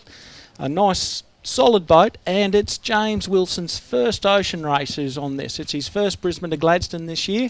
His dad, Mick, is on Fusion, or the Pogo 40. The Pogo, yeah. Which is another one of the boats that I reckon you should look out for. Pogo should run really hard in these conditions. She's a beautiful reaching and running boat. I hope someone's keeping a tab of this. There was no bets placed. No bets placed. Just a long list, so you can look good after the race. I know I'm on to you. This boat could well be a contender for their IRC division. Nice She's work. worked nicely on IRC. And that's terrific. The skipper, Blake, he's done the race 8 times, but this is his first as skipper. Okay. Which is pretty cool. These blokes know how to race. These blokes won the Brisbane to Keppel race, ragtime. Chris Morgan. This boat goes sailing Saturday, Sunday, Wednesday, any other day of the week when he can get a leave pass. He's retired now. This boat gets used. They've been to Vanuatu, or they're doing the Noumea race. I know he wants to do the Noumea race again. I know he wants to go to Hamilton Island again. They'll be doing the Keppel race. They'll be doing absolutely any event that's on around here. Here's an interesting fact about this Turdo. Launched in 1994, but the previous owner, Stephen Everett, for the 2005 Hobart, was not allowed to race because it had a carbon mast. Oh boy, yes. Times have changed. There you go. And here's Bob Robertson and his team again on I love corroboree. Robbo. He's such a glamour. This boat has an interesting story. Bob first launched and built this one 20 odd years ago. He rebought it back 3 years ago. It went into Stork's shed, had a full modification done on it designed by David Lyons, new keel, new rudder, new rig, new sails. They've tweaked and worked this. She's in tip-top condition, and they'll be wanting to win their division on IRC. I'm not sure they'll get there overall, but they'll be a shot for their division. Robbo only goes racing to win. I can tell you that. He's such a character. Mate, if I'm doing what he's doing at his age, I know. I've lived a good bloody life, let me tell you. Yeah, absolutely. But he still goes out to win, which is fantastic. Oh, yeah. The competitive spirit never goes out. I love 1987, they won the Gladstone race. Third. Yep. Or was it? Gladstone, 1987, third in the Sydney to Hobart, and achieving first, second or third in every race of the east coast of Australia is Robbo Robertson. So certainly has had a fantastic career. And a great boat. Have a look at that. Absolutely exceptional. Just magnificent. And before we were talking about spinnaker poles and asymmetrics, you can see this boat runs both. They've got a symmetrical spinnaker set on a pole, but you can see the little sprit sticking out the front there for their code 0. That means this foredeck is subject to a lot of mine changes. This guy could be doing sail changes the whole way up there with that setup. Yeah, this bow team obviously have a lot of trust in Robbo. And there's no buttons on this boat. They've got to manually pull everything up and down when men were men. Yep. When men were men. Yes. What about when women were women? You got to be careful with this, Turdo. Seriously. Women have always been women. I know. More than welcome. Absolutely wonderful to race with, and a great asset to the boat. No, fantastic. And there are so many girls racing north, which just shows you how enjoyable this race is going to be for not only the girls that are out there, but the boys, and especially those on their honeymoon. Okay, let's go back to the start boat where we have another interviewee with Jody. It's the Mayor, Matt Burnett.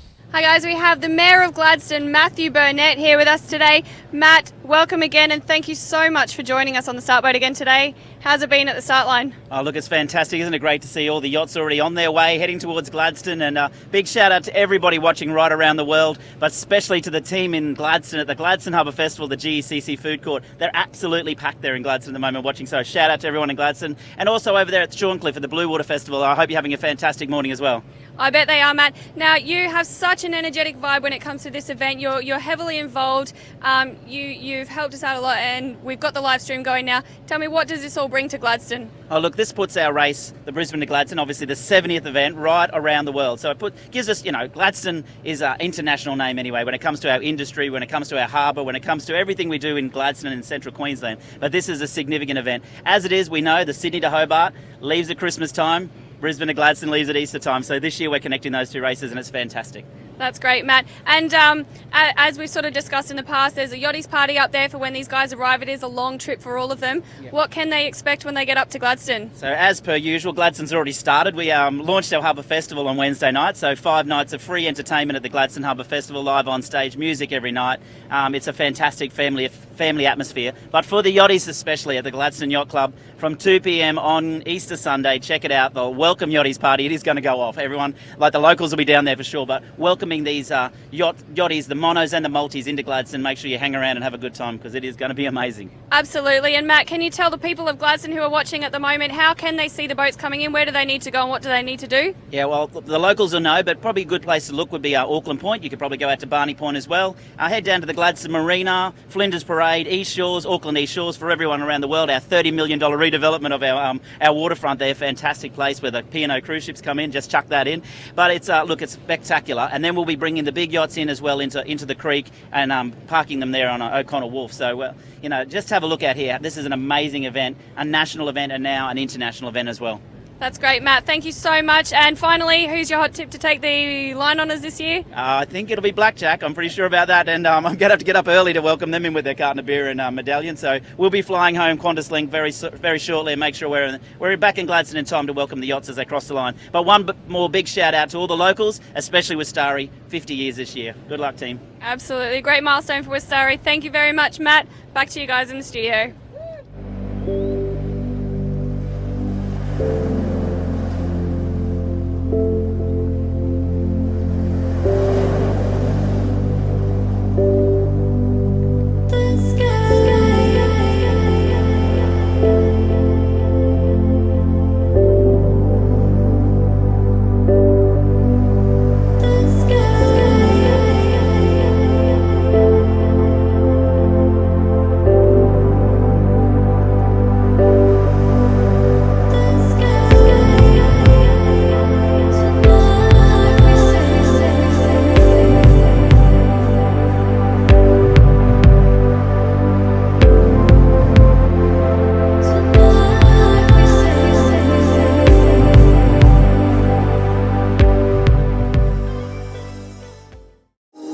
The 70th Brisbane to Gladstone Yacht Race, made possible by QantasLink, Gladstone Ports Corporation, Moreton Bay Regional Council, and Metro Hotels. And there she is, too impetuous. Like we mentioned earlier on, this is a wonderful boat built for the Admiral's Cup. Indeed. Correct. 1983. And it's won more than its fair share of races too over the years. She represented Papua New Guinea with now a local Brisbane sailor, Bruce Tardrew. Tards, hope you're watching. She's a very special boat. And the 75th Admiral's Cup Memoriam Regatta was sailed earlier this year at the same time as the Australian Yachting Championships. So it was a big gathering of boats, and that was fantastic to see in Sydney too. Something great to be remembered. They're generally in the last couple to finish. Mm-hmm. You can see they got the Dodger out the back. Sun safety first. I thought that was like a wing of a Formula One car, mate. It was like it does not keep the bow from going down. Spoiler. This bow will be under the water. The old IOR designs like this one have a tendency to be very nosy in these sort of conditions. So would you suggest having a snorkel or? Just don't go anywhere near the bow. Copy. Especially if you're 100 kilos. Oh boy. Terrific stuff. As you can see, the wonderful coastline of Redcliffe and Shorncliffe and North here. Corroboree is a boat that we've featured quite a few times, and see Argus there. But Robbo Robertson is sailing Corroboree, a beautiful little boat, and I reckon that she's actually done quite well at that start. If you have a look at some of the look at boats that are behind her at this point of And time. Robbo is steering there as well. You can see him on the helm. Gosh, he loves it. He With just loves it. With Wicco on the main sheet, that Yep. combination has done more miles together than a lot out of there. There is more than enough grey hair on that boat to sort out any tragedy they may occur. And I wonder how close BlackJack is getting now to the turning mark. They They'd can't be be there. far away. You reckon they'll be there? They'd yeah. be there, yeah. We can't even By see now. them on the broadcast now. You can see these guys have set up a bit high, like I was talking about earlier. You get down to this turning mark, the breeze goes behind you and you go, holy dooly, I've got no. to soak in. Yeah. And it tends to be quite entertaining. Hopefully we can get a camera on the turning mark because there should be some action down there as the majority of the fleet gets there. Oh, look at that shot now. We're back to the drone. Beautiful view of the fleet. I believe we have 56 starters. If it's not 56, it's 55. 55, We may have had a yeah. late pull out this morning. I know that race director Nigel and assistant race director Jody and all of the race committee were absolutely frantically making sure all I's were dotted and T's were crossed on all of these boats.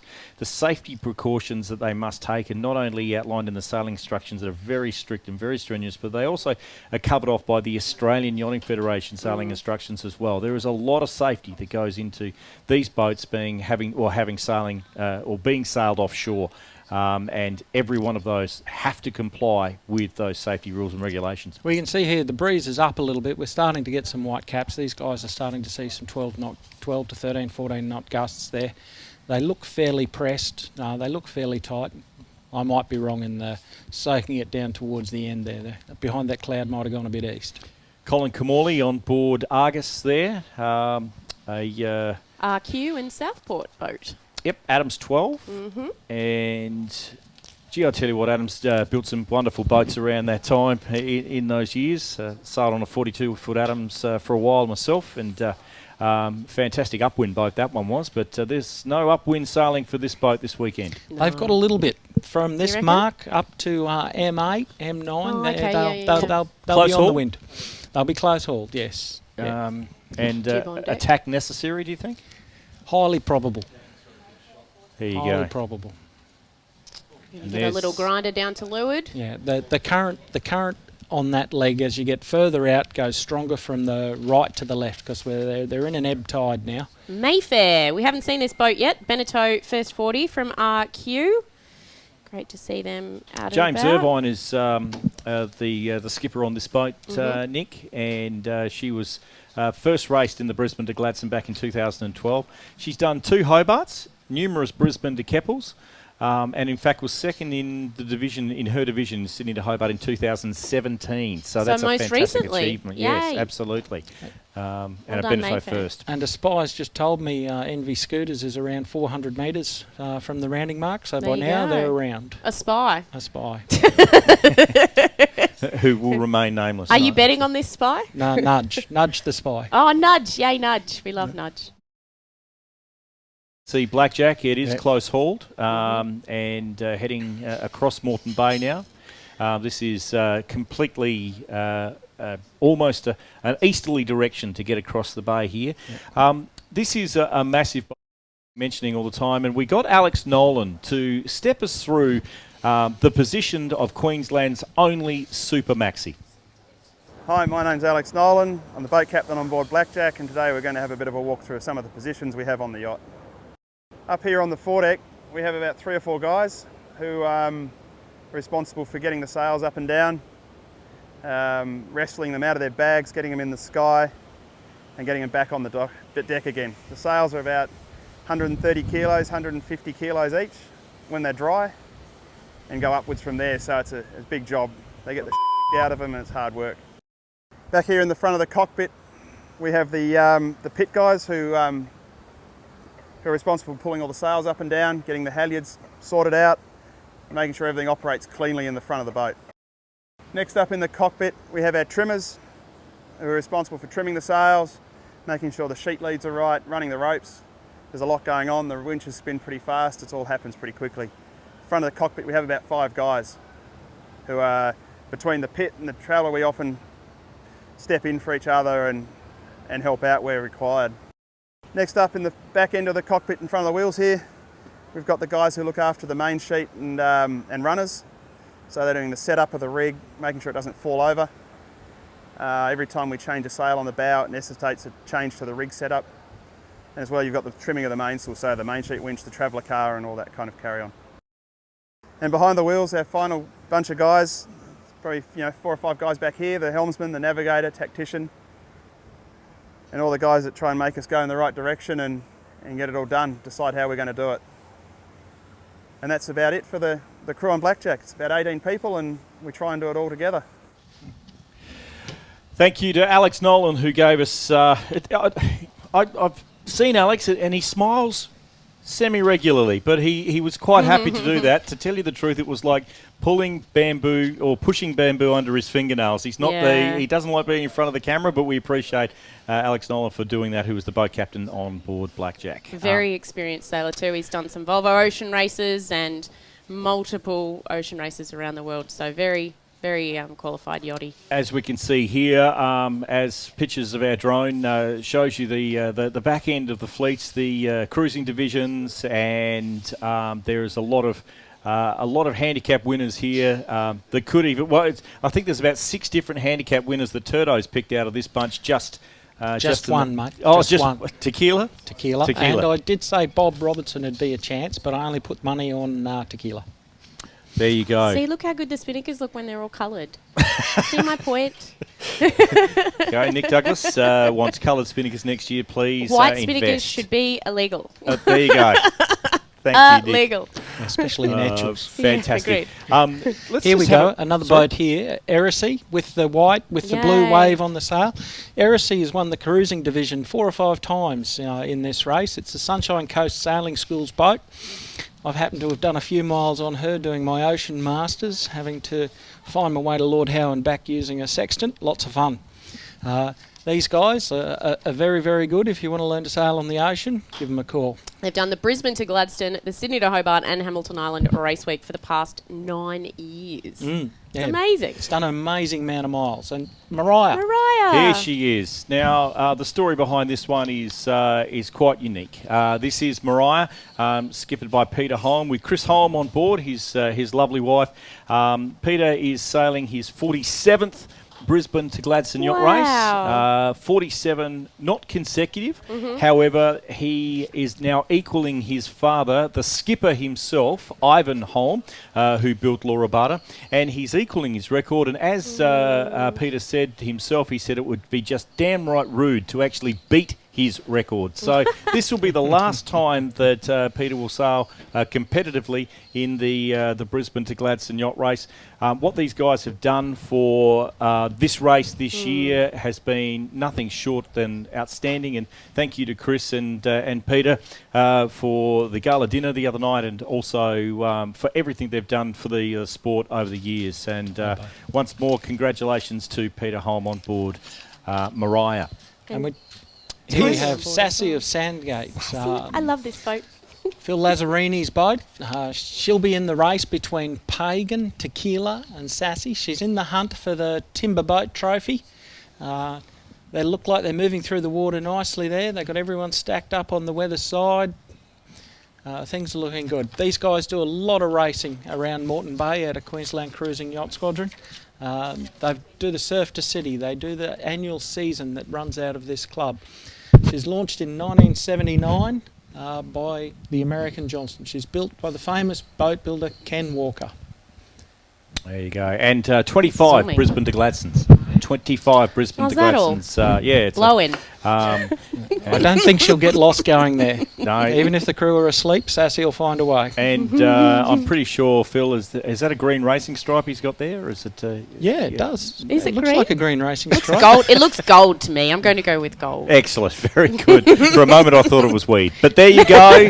It's not. It's super fast. And we wish Phil and his entire crew from the Queensland Cruising Yacht Club all the best as they head towards Gladstone and this first turning mark, which is just off Redcliffe. The boat we saw before, Sassy Tybo, is skippered by one of the older gentlemen in the fleet. He reckons he's 76 years, young Bob Barron. They'll be having a nice go. Here we go as we speak. Another Queensland Cruising Yacht Club boat. She's an Adams, 11.9 metres, and she's won 2 of the 4 night races in the Kingfisher Cup Series in 2016. Their aim is to be there in one piece. I love that. I think that that's a good goal for a boat that's got a narrow bow like that. What do you think? Yeah, but she's an Adams. She'll surf nice. She'll be right? Surf nice, yeah, Nice. absolutely. You guys are a bit partial to the Adams. I both do. Of you. It's I a do. Queensland thing. It's a Queensland thing? Yep. Okay, copy. Well, it's a South Australian thing too. You've done a few confession. Adelaide. You're from South Australia. Yeah. A few Adelaide to Lincolns on board a wonderful boat called It's Pronto, come out. and I might just say hello to the Roach family in Adelaide and in Port Lincoln, and g'day to all the people in the Adelaide to Port Lincoln area who are watching this race live. Roach family. Here we are back on the BlackJack. The bloke. Last time we saw these guys, they were fiddling around with the lazy jacks, getting them tucked into the boom to get the more streamlined shape. Yeah, lots of not people have presenting Velcro any drag. on the boom now. Yeah. It's good. You can see there Elks leaning over, telling Squark where he's got to go. There's a ton of good sailors on this boat, and this team has been together through three major boats. The original BlackJack 66, which is now live, which I happen to know pretty well. The BlackJack 70, which if it was racing in this race, it'd be pretty close between the two. I think so. The 70s are so fast downwind, aren't they? And I know that they've won a number of races on line honours as well with the 70. I actually have the list here of past winners. Oh, here it is. Here's Artemis Eos that we have on screen right now. This is Cam Lester.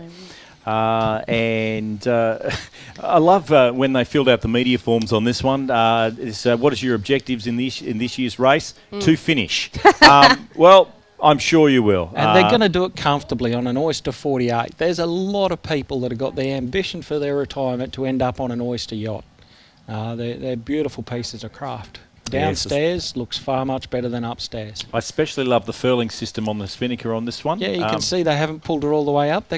Maybe that gives it a more refined shape. I'm not sure. I was going to say bonus marks for colours, but here's a Davidson 34. I could recognise one of those boats anywhere. You can see her trying to dig a hole in the ocean. Look at the wake.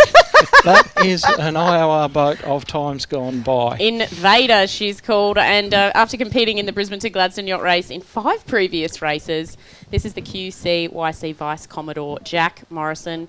He purchased her and he wanted to skipper his own boat to help provide a vehicle for students from the club's in sailing training programs to gain experience in offshore sailing. So very similar to the Envy Scooters boat as well, giving youth kids an experience with offshore sailing, because it's so easy with youth this day and age to push them into an Olympic program, but we do know that yachting is actually probably the biggest section or segment of our sport, and it's important for kids to get experience at a young age, don't you think? I can't believe I used to be excited about going to Hobart on a boat like that. Yes, my rule is now it's got to be a foot for every year that I've spent on the planet. So I'm twice you. It's 100 or nothing. I could end up on a mum 30 going to Hobart. That's not ideal. Fantastic boat, and Davison's their wonderful boat. They especially like going downwind. I think death rolls is one of the major things that they used to get up with. To compensate for that, they got a rudder on them like a barn door. And is that why there's a serious amount of wake? Or oh no, they're big bulbous things. They're fat bottom girls, that's for sure. I like fat bottom girls. There you go. Leave that alone. Yeah, we move straight on. Them. Come on. Excellent. Terrific stuff. So, as you're well known, this is quite well into leg one, which is skirting the east coast of Australia between Shorncliffe and Redcliffe before the first turning mark and the due east heading across to the wonderful Moreton Island and skirting Tangalooma resort. I'm sure a few of them will be thinking it's just there. If we just pull in for a little while, a couple of Mai Tais, get a couple of drinks at the resort. Watch the dolphin feeding. Yes, beautiful.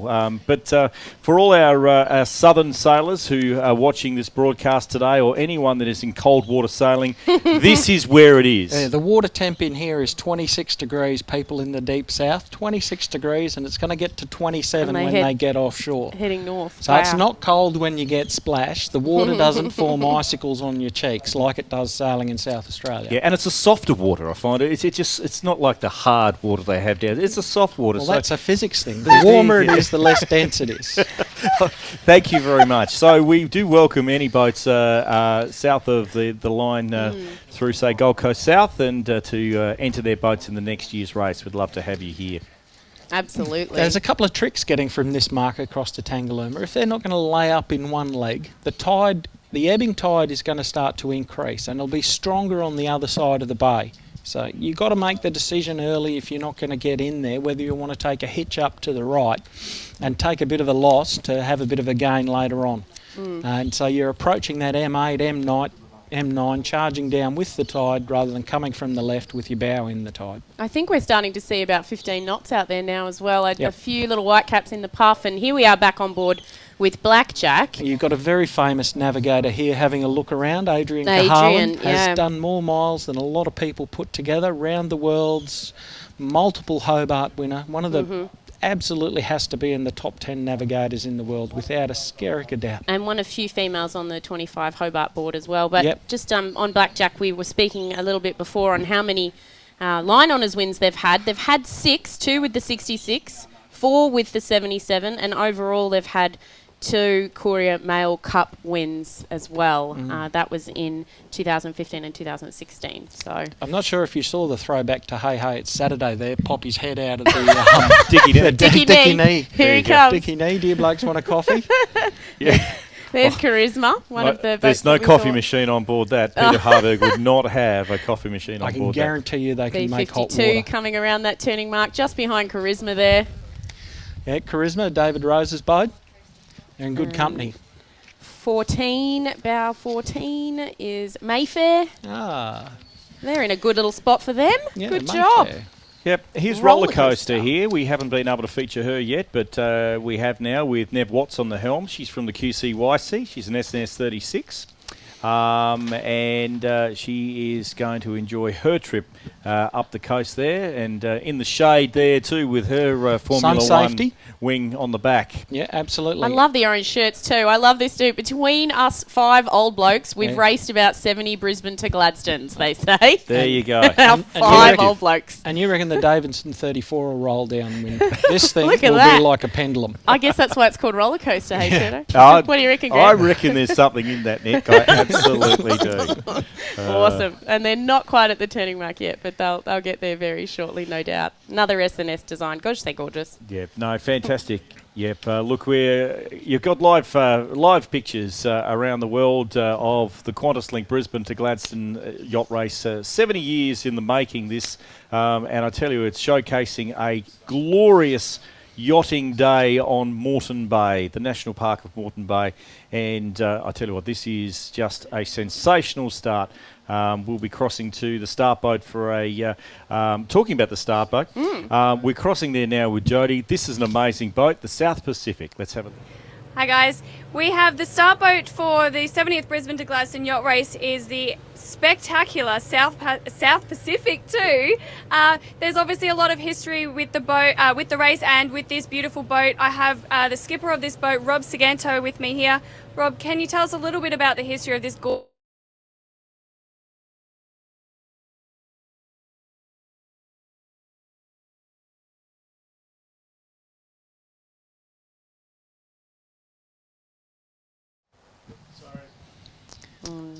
Okay, unfortunately we seem to have lost Jody there in the boat in the beautiful South Pacific. Now, I tell you what, if you were going to go to Gladstone and it was in a powerboat, that would be the one you'd go to. Isn't it a magnificent boat, completely refit recently, and we hope to get back to Jody and have us. We're on port tack. Yay! We're taking a dig across. It's not a one-legger. What's in their hand? Are they getting their pole out to? Yeah, they're shedding off the pole now. Yeah. They're getting her set up. They might have that for the next tack and a bit of a broad reach. So we've seen this happen with a lot of the maxis now. They put on basically an outrigger pole to extend the leech tension on the jib. So basically to create a old-fashioned jib car with a pole. That's right. They were actually practicing this manoeuvre the day that I went for a bit of a sail, and the efficiency of which they get these things up is incredible. You were talking earlier on, David, about the crew and how long they've been together there. There's no secret that in these boats there are professional crews, and these guys need to be professional on that side of the boat. Their teamwork has got to be clickety-click. Everything happens clickety-click. If their teamwork's not clickety-click, people end up hurt. And Terrific. on screen now we have Camille, skippered by Peter Moran. This boat is 54 years old. Oh, isn't that gorgeous? Double-ended timber sloop, designed by Wally Ward. Another boat in the hunt for the Timber Boat Trophy. She's beautiful. She spent some time on Pittwater. I might have spent some time on board this boat. Oh, nice. In a past life. Out of Gosford now. Yes. So still in the area. The top point scorer for the Australian team. Can I tell you that this boat came second in the 1964 Sydney to Hobart Yacht Race. It won in the Admiral's Cup selection trials in 1964. It was the top scoring yacht for Australia in 1965 Admiral's Cup. And it's been the MHYC offshore champion on 10 occasions. Have a look at the history behind that boat. Oh, yeah. And, oh my God, that is just a beautiful craft. I can tell you that there's been a lot of fun had on that boat over the years, knowing the past owners and some of the shenanigans we got up to. And we might just leave it right there, David. No, a fantastic boat, and like you said, probably one of the favourites for the wooden hull division. She's skipping along too. Yeah, no, that's fantastic. Apologies at times for the quality of the broadcast. This is just due to the fact that we're offshore. We're using complete 4G network to get these back to you. There's Roller Coaster again, and they seem to be a pretty happy bunch of guys there as they're heading towards the turning mark off Redcliffe. Not too much wet weather gear on the back markers yet. We might see that change in the next few hours. Yeah. When the water starts to come out, Yeah. come behind the deck. When they start to pin the ears back, get some chutes on, and start ripping towards Indian Head and up to Breaksea Spit. Terrific stuff. We do plan to be getting some of the multi-hulls that will be coming through soon, and we will be attempting to get you some pictures there. But again, we're staying with these boats as they get towards this first turning mark. The multi-hulls do travel south first up, and there's around the rounding mark just off Cabbage Tree Creek. Before then, they head north, head back through the start line as a gate, and then take the northern route to the first rounding mark off Redcliffe. So those multi-hulls will be coming back through the fleet pretty soon. So there are 11 boats in the multi-hull division this year. And great to see that Barry Cuneo is watching the live broadcast. Barry, I thought you were meant to be on board Envy Scooters, mate. And he's reporting that Envy and Ichi Ban are very, very close at the moment. So those 252s are fighting it out, and it's going to be a big race between those two for potential IRC win. Terrific stuff. Again, hoping to get most of the boats or all of the boats on the coverage today. Some of our feedback on Facebook is to get to some boats such as South Passage. We will be able to do so. I think of all the boats that we're talking about here today, we can guarantee you that one hasn't gone around the first turning mark. Yeah. And we definitely will Tequila. try and get to that. Here she is. This is your favourite David Turton. Look at that. This boat's first race in the Gladstone was 1969, and she had an unfortunate ending up on Lady Elliot Island on the northeast corner of it. The boys are determined not to do that. Oh my goodness, there was this boat. In 1969. Wow. There you Wonderful family story. The boys' grandfather built her. And boys, the spinnaker drop isn't the best work you're doing there. But we Maybe you could give them a hard time. Come on, you're not going to win handicap. There you go, you're going now. There That's we it. go. Bit of concentration, keep the thing rolling through the water. Given that Turto's bet on you and several other boats, you better get your act together. Yeah, come on. Come on. But a wonderful family story, and she forms part of the wooden boat fleet here out of QCYC. The racing they have between Pagan, Sassy, Tequila is wonderful. The Surf to City, they were never out of sight of one another. Side by side, there was banter between the boats. There's bets between the boats on this race. They're getting ready to fire the pin on the clue of that spinnaker, get her in. Nice to see them back after a 42-year hiatus. Yeah. A wonderful story. Here's the boats crossing tack, and probably one of the few times they'll be crossing tacks on this course as they head towards Moreton Island and the rounding mark M9 just off the coast. of the western side of Moreton Island. To the Royal, shout out to the Royal Queensland Yacht Squadron, who are wishing all their squadron boats competing. They wish them all the best of luck.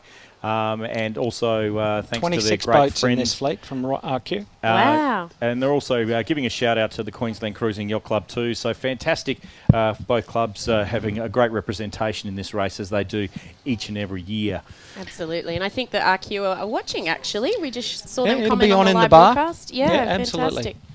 So great to see them supporting this broadcast. Here from we the go. I think QCYC. that's the Pogo 40 down there with the white sails. Yeah, is it? that Fusion. I can't really make it out. That's one that once they crack the sheets and start reaching and running, she'll take off. Yeah, for She's sure. a big wide boat made for reaching and running. She'll blast past these skinnier boats on the way up the coast. Terrific stuff. We're 49 minutes down of this race, and already from past years to say in 49 minutes, most of these boats have cleared that rounding mark at Redcliffe, which is just fantastic. So let's go back to the start boat, the South Pacific, where Jody has. We've got the coverage back. Here's Jody with the owner of South Pacific. Hi guys, we have Rob Saganto here. He is the owner of the very beautiful South Pacific 2 that we have been using for today's start boat for the race. There is obviously a lot of history with this boat, Rob, and also the race. We've got 7 years of history. You've got quite a lot for this beautiful boat as well. Tell us a little bit about that if you can. Yeah, sure. So, not sure how far you want to go back. So the boat, South Pacific 2, was built here in Brisbane at Norman Wright's and around 1962. And the Jennings family bought it in the early 70s, and we bought it from the Jennings family about 4 years ago. And it is just a remarkable boat. We feel so lucky to be the owners of it. It had a history that it used to be the starter boat with the Jennings family for about 30 years. And then when we bought it, there was a lot of work being done at it. So it was generally in the boatyard this time of year back at Norman Wright's. And it was only last year on our way up to the Whitsundays that we ran into Herb Prendergast, who's on the racing committee. And as you do at Percy Islands, and we met and we're having a beer on the beach, Herb said, well, why don't you be the starter boat again? And we said, absolutely, we're in. So fast forward 6 months, we're out here on a fantastic day, getting to enjoy it. And even the best thing about it is Ron Jennings is the skipper for the day. And Ron still has a huge involvement with the boat. And I know very little about boats, and Ron knows plenty, so we get on very well. And it's great. It's a great experience and a beautiful day. And just to be part of this as a novice, as a rookie, to be part of it and picking up a tradition that ran for 30 odd years again. So we feel very lucky. It is such a beautiful boat, Rob, and the refit has been stunning. Now, I believe that you also do charters up in the Whitsundays in the right seasons. Tell us, how can people get on this gorgeous boat for themselves and take themselves a charter up in North Queensland? Yeah, sure.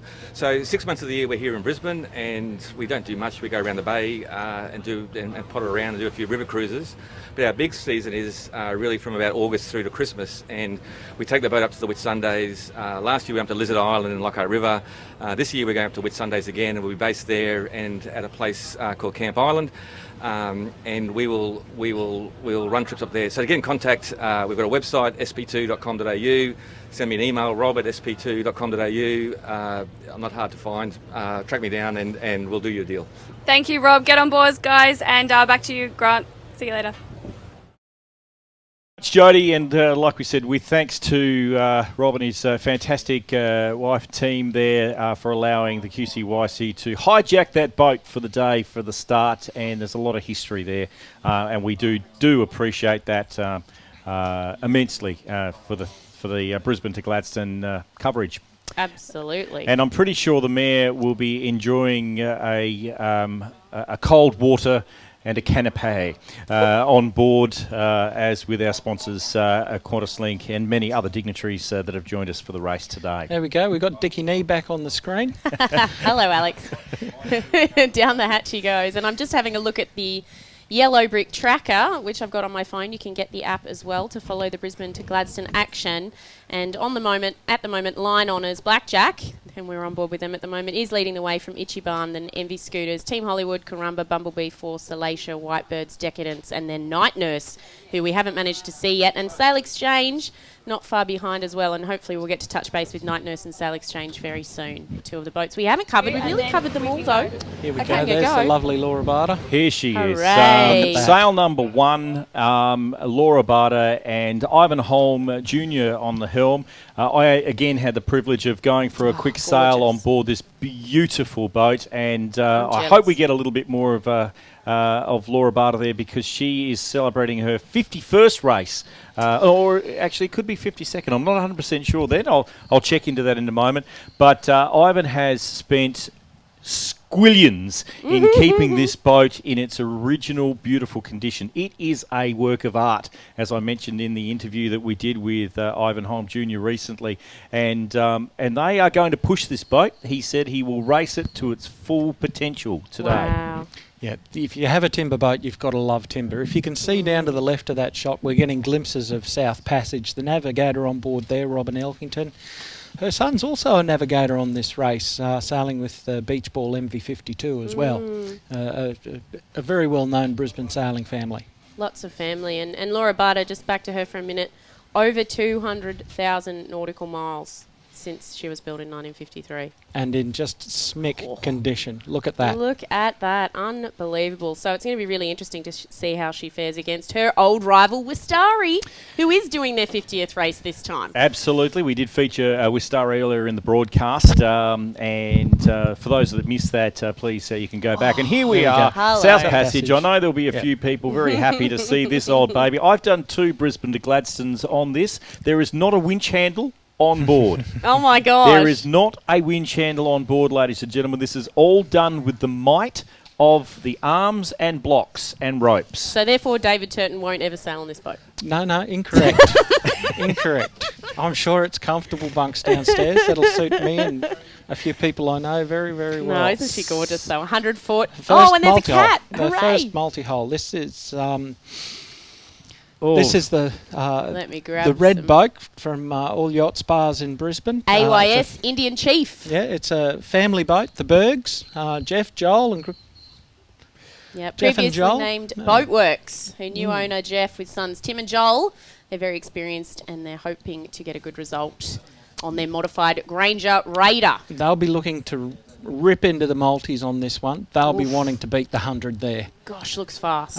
They'll be wet. Inside, outside, everywhere. Wrinkled hands. Chafing. Yeah, absolutely. You're making it sound amazing. I'm taking it she's the first multi because she's the first one we saw in the picture. There may be some more in front of her. I think there should be 1 or 2 in front of her unless these boys have had an absolute blinder. Now, for those who are uninitiated in the sport, we are going to explain to you a little bit of the differences between the multi and the monos, apart from the obvious, which is 2 hulls versus 1. But there are 2 independent races going on here. The Brisbane to Gladstone, 70th Brisbane to Gladstone, is a mono-hull race. Their 26th, 7th, correct me if I'm wrong, multi-hull race is a separate race which starts off the Sandgate Pier. But I tell you, when it comes to arriving in Gladstone, it makes no difference which race you're in. You're all welcome to have a beer and drink at the bar. And as we mentioned earlier on, and hopefully we might be able to get on a picture later on, no problem. Sailed by Gladstone Yachting Identity Ray Hobbs. I know Marina has been on the live broadcast. I've seen her making mention there, who is busily getting the post-race celebrations at the Port Curtis Sailing Club and Portland Yacht Club, Gladstone Yacht Club sorted out right now.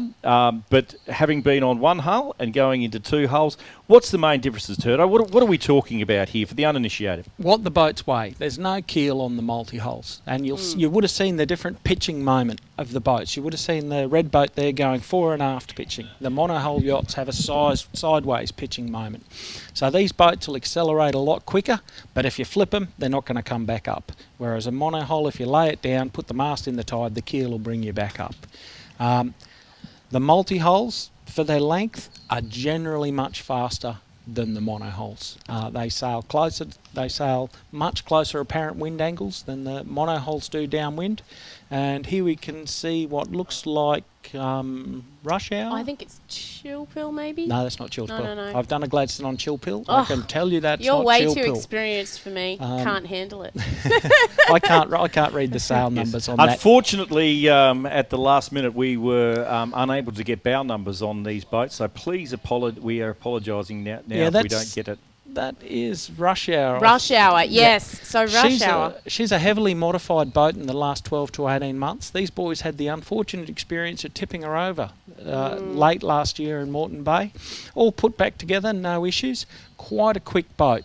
Once it gets in the open ocean in their new configuration, they'll go fine. Yeah, they had a great event at Hamilton Island Race Week in 2017, but they retired in the last B2G, so I know they're going to be one of the front runners, and they're definitely looking forward to finishing this year. Looking at the gear on the boat, they've got modern sails. They look in great shape. These boys are here to race. I know a few people on board that boat, and there'll be no shortage of hot coffee there. There's definitely a coffee somewhere to boil water on this one. You seem to know all the boats in the fleet that have a coffee machine, Turto. I've lived here forever. I get to learn the vagaries.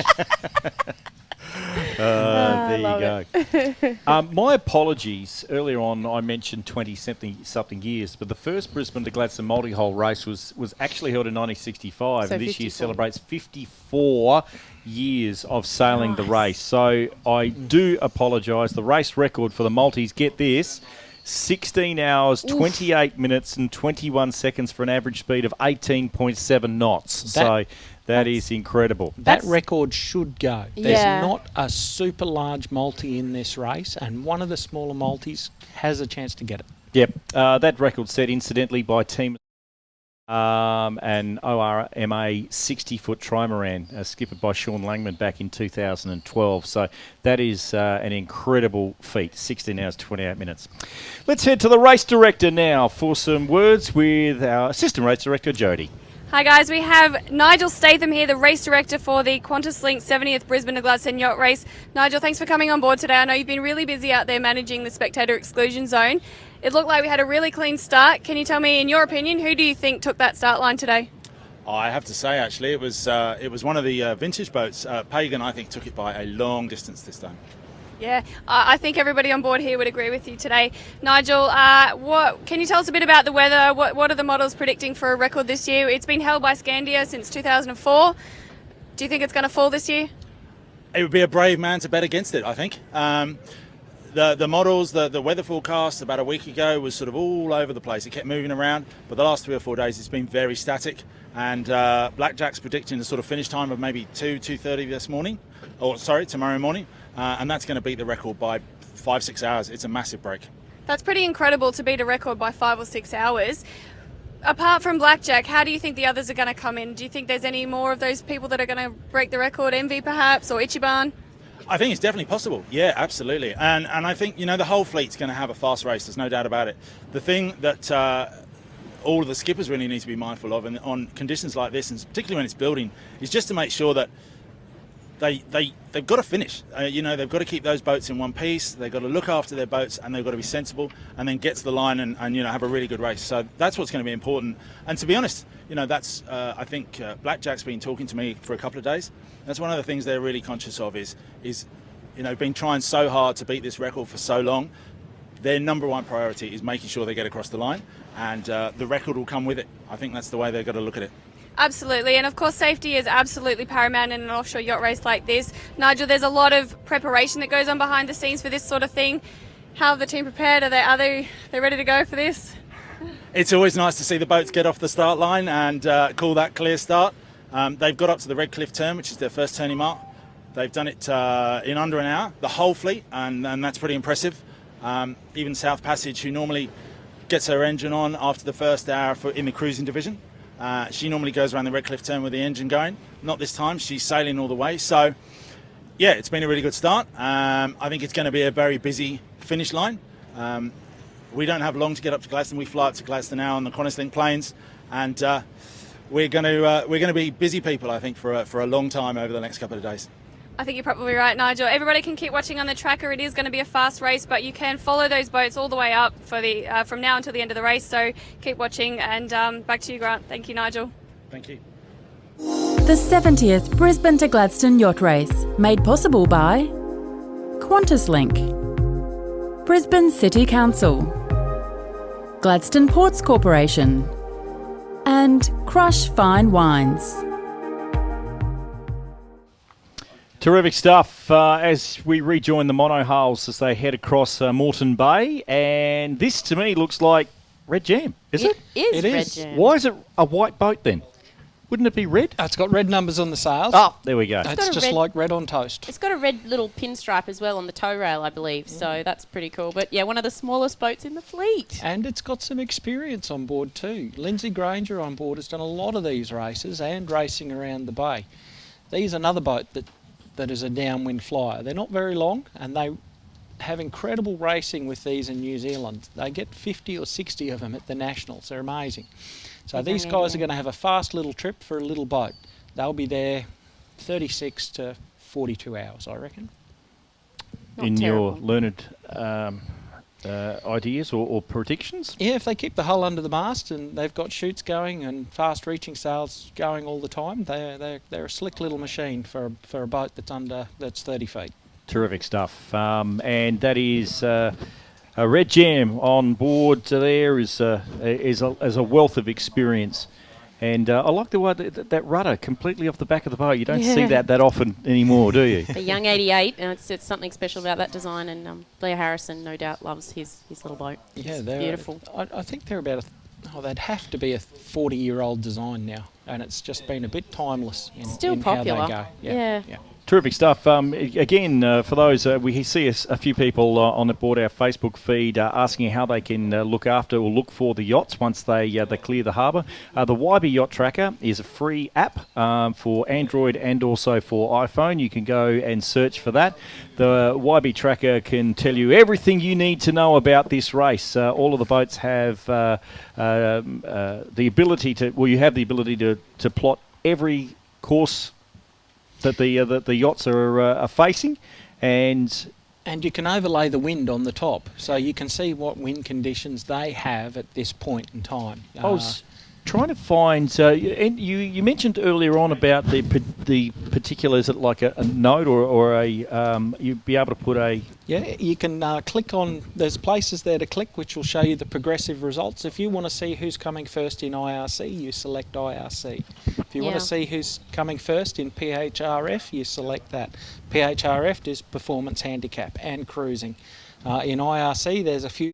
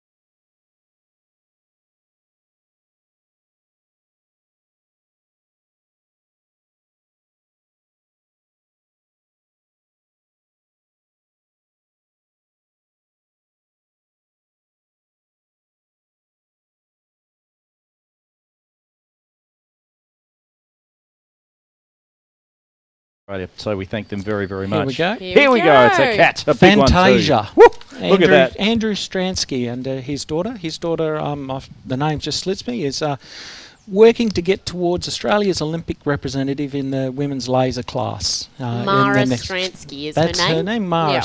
This is a home-built boat, and they lived on that boat. They've done a ton of racing with it. It's built light, it's fast, and they can make coffee too. Oh, can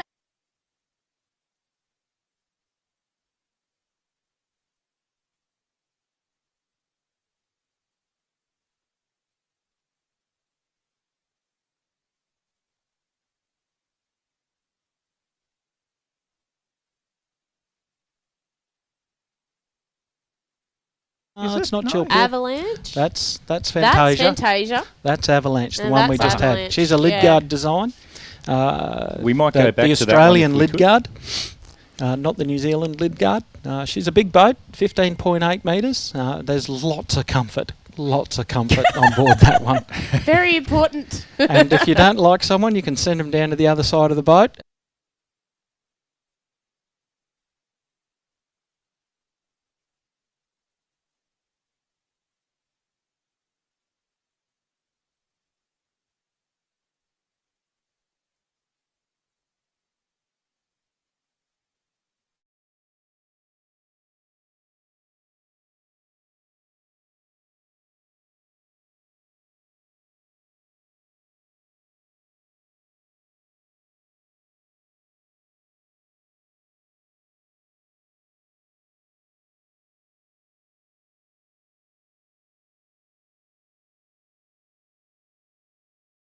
Well, locals can anyway. She's just cracked sheets, and she's around the, would that be M9? M8. M8. They're ripping along now to M9. You can see they've got it sheeted on the outrigger, which controls the slot away. It keeps the leach in tight up high, and gives them a whole range. Opens up the range when you've got those close reaching conditions of the headsels that they're running.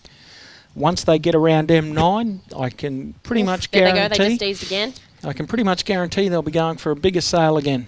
And here we're back to the multis. I think that's Avalanche and... Is that Storm Bay on maybe the that left? That one there is Mark Gerard's boat on the right, I think. Mark Gerard. I have a feeling that's Storm Bay on the left, which is a Chamberlain Cruising 14. Yep. And they're having a little ding-dong battle here at the moment. This is actually Storm Bay's first Brisbane Glad. She's a regular in the cruising division at Hamilton Island Race Week, but then again, wouldn't you be if you had a boat that looked like that? The design has a fantastic pedigree, and we look forward to seeing her in Gladstone. But look at this weapon. All Yacht Spar's Indian Chief. She's charging along. You can see her talking about that pitching moment before, how the bow's going up and down and pitching fore and aft. It's a whole different motion for your seasickness to get used to after racing on monohull yachts a long time. I hear Matty Parrott's on board as Is well. he? Yeah. Oh, yeah, he's part of that group. Yeah, So Brady Lowe just sent me a message. they've Shout out to Brady got at a IQ. bunch of very, very good sailors on board. They'll be driving that boat hard. It's almost like a big square, 9.5 metres long, 6 metres wide. Yep. Formerly known as Boatworks. But look, that is absolutely screaming along. And like you said, there's not a dry eye, not because they're tired or crying, but most certainly because that salt is going to be pushing straight through there for the entire race. Yeah, I'd be looking for Boss Racing around here as well. Gary Saxby's boat, another Queensland Cruising Yacht Club boat. We're back at Avalanche, but Boss Racing has won this race a number of times. It probably prefers the lighter conditions rather than what we're going to see. But Gary Saxby's put his own boat and his own campaign, his own sails together, has raced out of the bay for a long time, and they're a regular on the local multi-hull circuit. Yeah, as you said, multiple wins on line honours 2010, 2013 and 2017. So 3 times. Terrific stuff. Back here on AYS Indian Chief. I reckon that boat might actually be able to be spotted by people who are watching from the shore. Unless you're colourblind. Yeah. Having a look at this boat here, have a look at that wonderful cruising sail change. I mean, that is a cruising... Flippity flap. Yeah, it is a beautiful cruising sail change. Can you see how much seating room there is at the back there? You can have a party of 20 people on that back deck. That is a fantastic boat. Sounds like from experience. That is a beautiful boat, and I would love to be sailing that around the Whitsundays at some stage. Yeah, I just want one. Yep, full stop. Absolutely. This is the QantasLink Brisbane to Gladstone Yacht Race 2018, and we're now seeing some of the multi-hulls that started 10 minutes after the mono hulls, and also then headed south around the mark off Cabbage Tree Creek before heading back through the start line, which was a gate of the course off the Shorncliffe Pier, and now heading north. These boats at this stage I don't think have rounded that first mark off Redcliffe. It's getting very close. I think you can see that one there. That one actually could be the monos, with the mono hulls a little bit further to the north. But they're coming through the fleet now. And these, for the uninitiated, would you start with a Brisbane to Gladstone on a catamaran or a mono hull? Depends on your age and your sense of adventure. Well, it depends what kind of racing you like as well, and maybe you want to go with your family as well. I think, given that this race is over Easter, we can see a lot of family members, heading north, which is a really amazing part of this race, which is not just about the racing, it's about the venues as well. So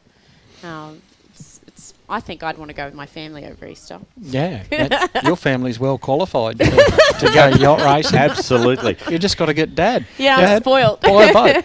May I just point out at this point of time that Nic Douglass is joining us today and missing one day of her, is it Taser Nationals? State titles to be here for this broadcast today. So we feel incredibly honoured to have you here to miss that first day. Defending champion too? I am a defending champion. Righto. Yes, okay, so tomorrow you jump on a plane and get back and get wet again yourself. So we hope you and wish you all the best for the remainder of that regatta. Thank now you, this one's Chilpill. This is Chilpill. Yeah, great. She's a lovely boat. Shining boat built in the Sunshine Coast. I have done a Gladstone race with her. Wayne Bloomer owns her. She's beautiful. Goes very, very nicely through the water. And it's very comfortable. 16 metres in length, or 15.8 to be precise, and 7.7 metres of beam. And 2015 was her last race, so it's good to see her back. Yeah, I can tell you, helming that boat in a hard downwind is a lot of fun. It's got a different steering wheel setup made of skateboard wheels in the system, and it works really, really cool. Yeah, that's cool. Wow.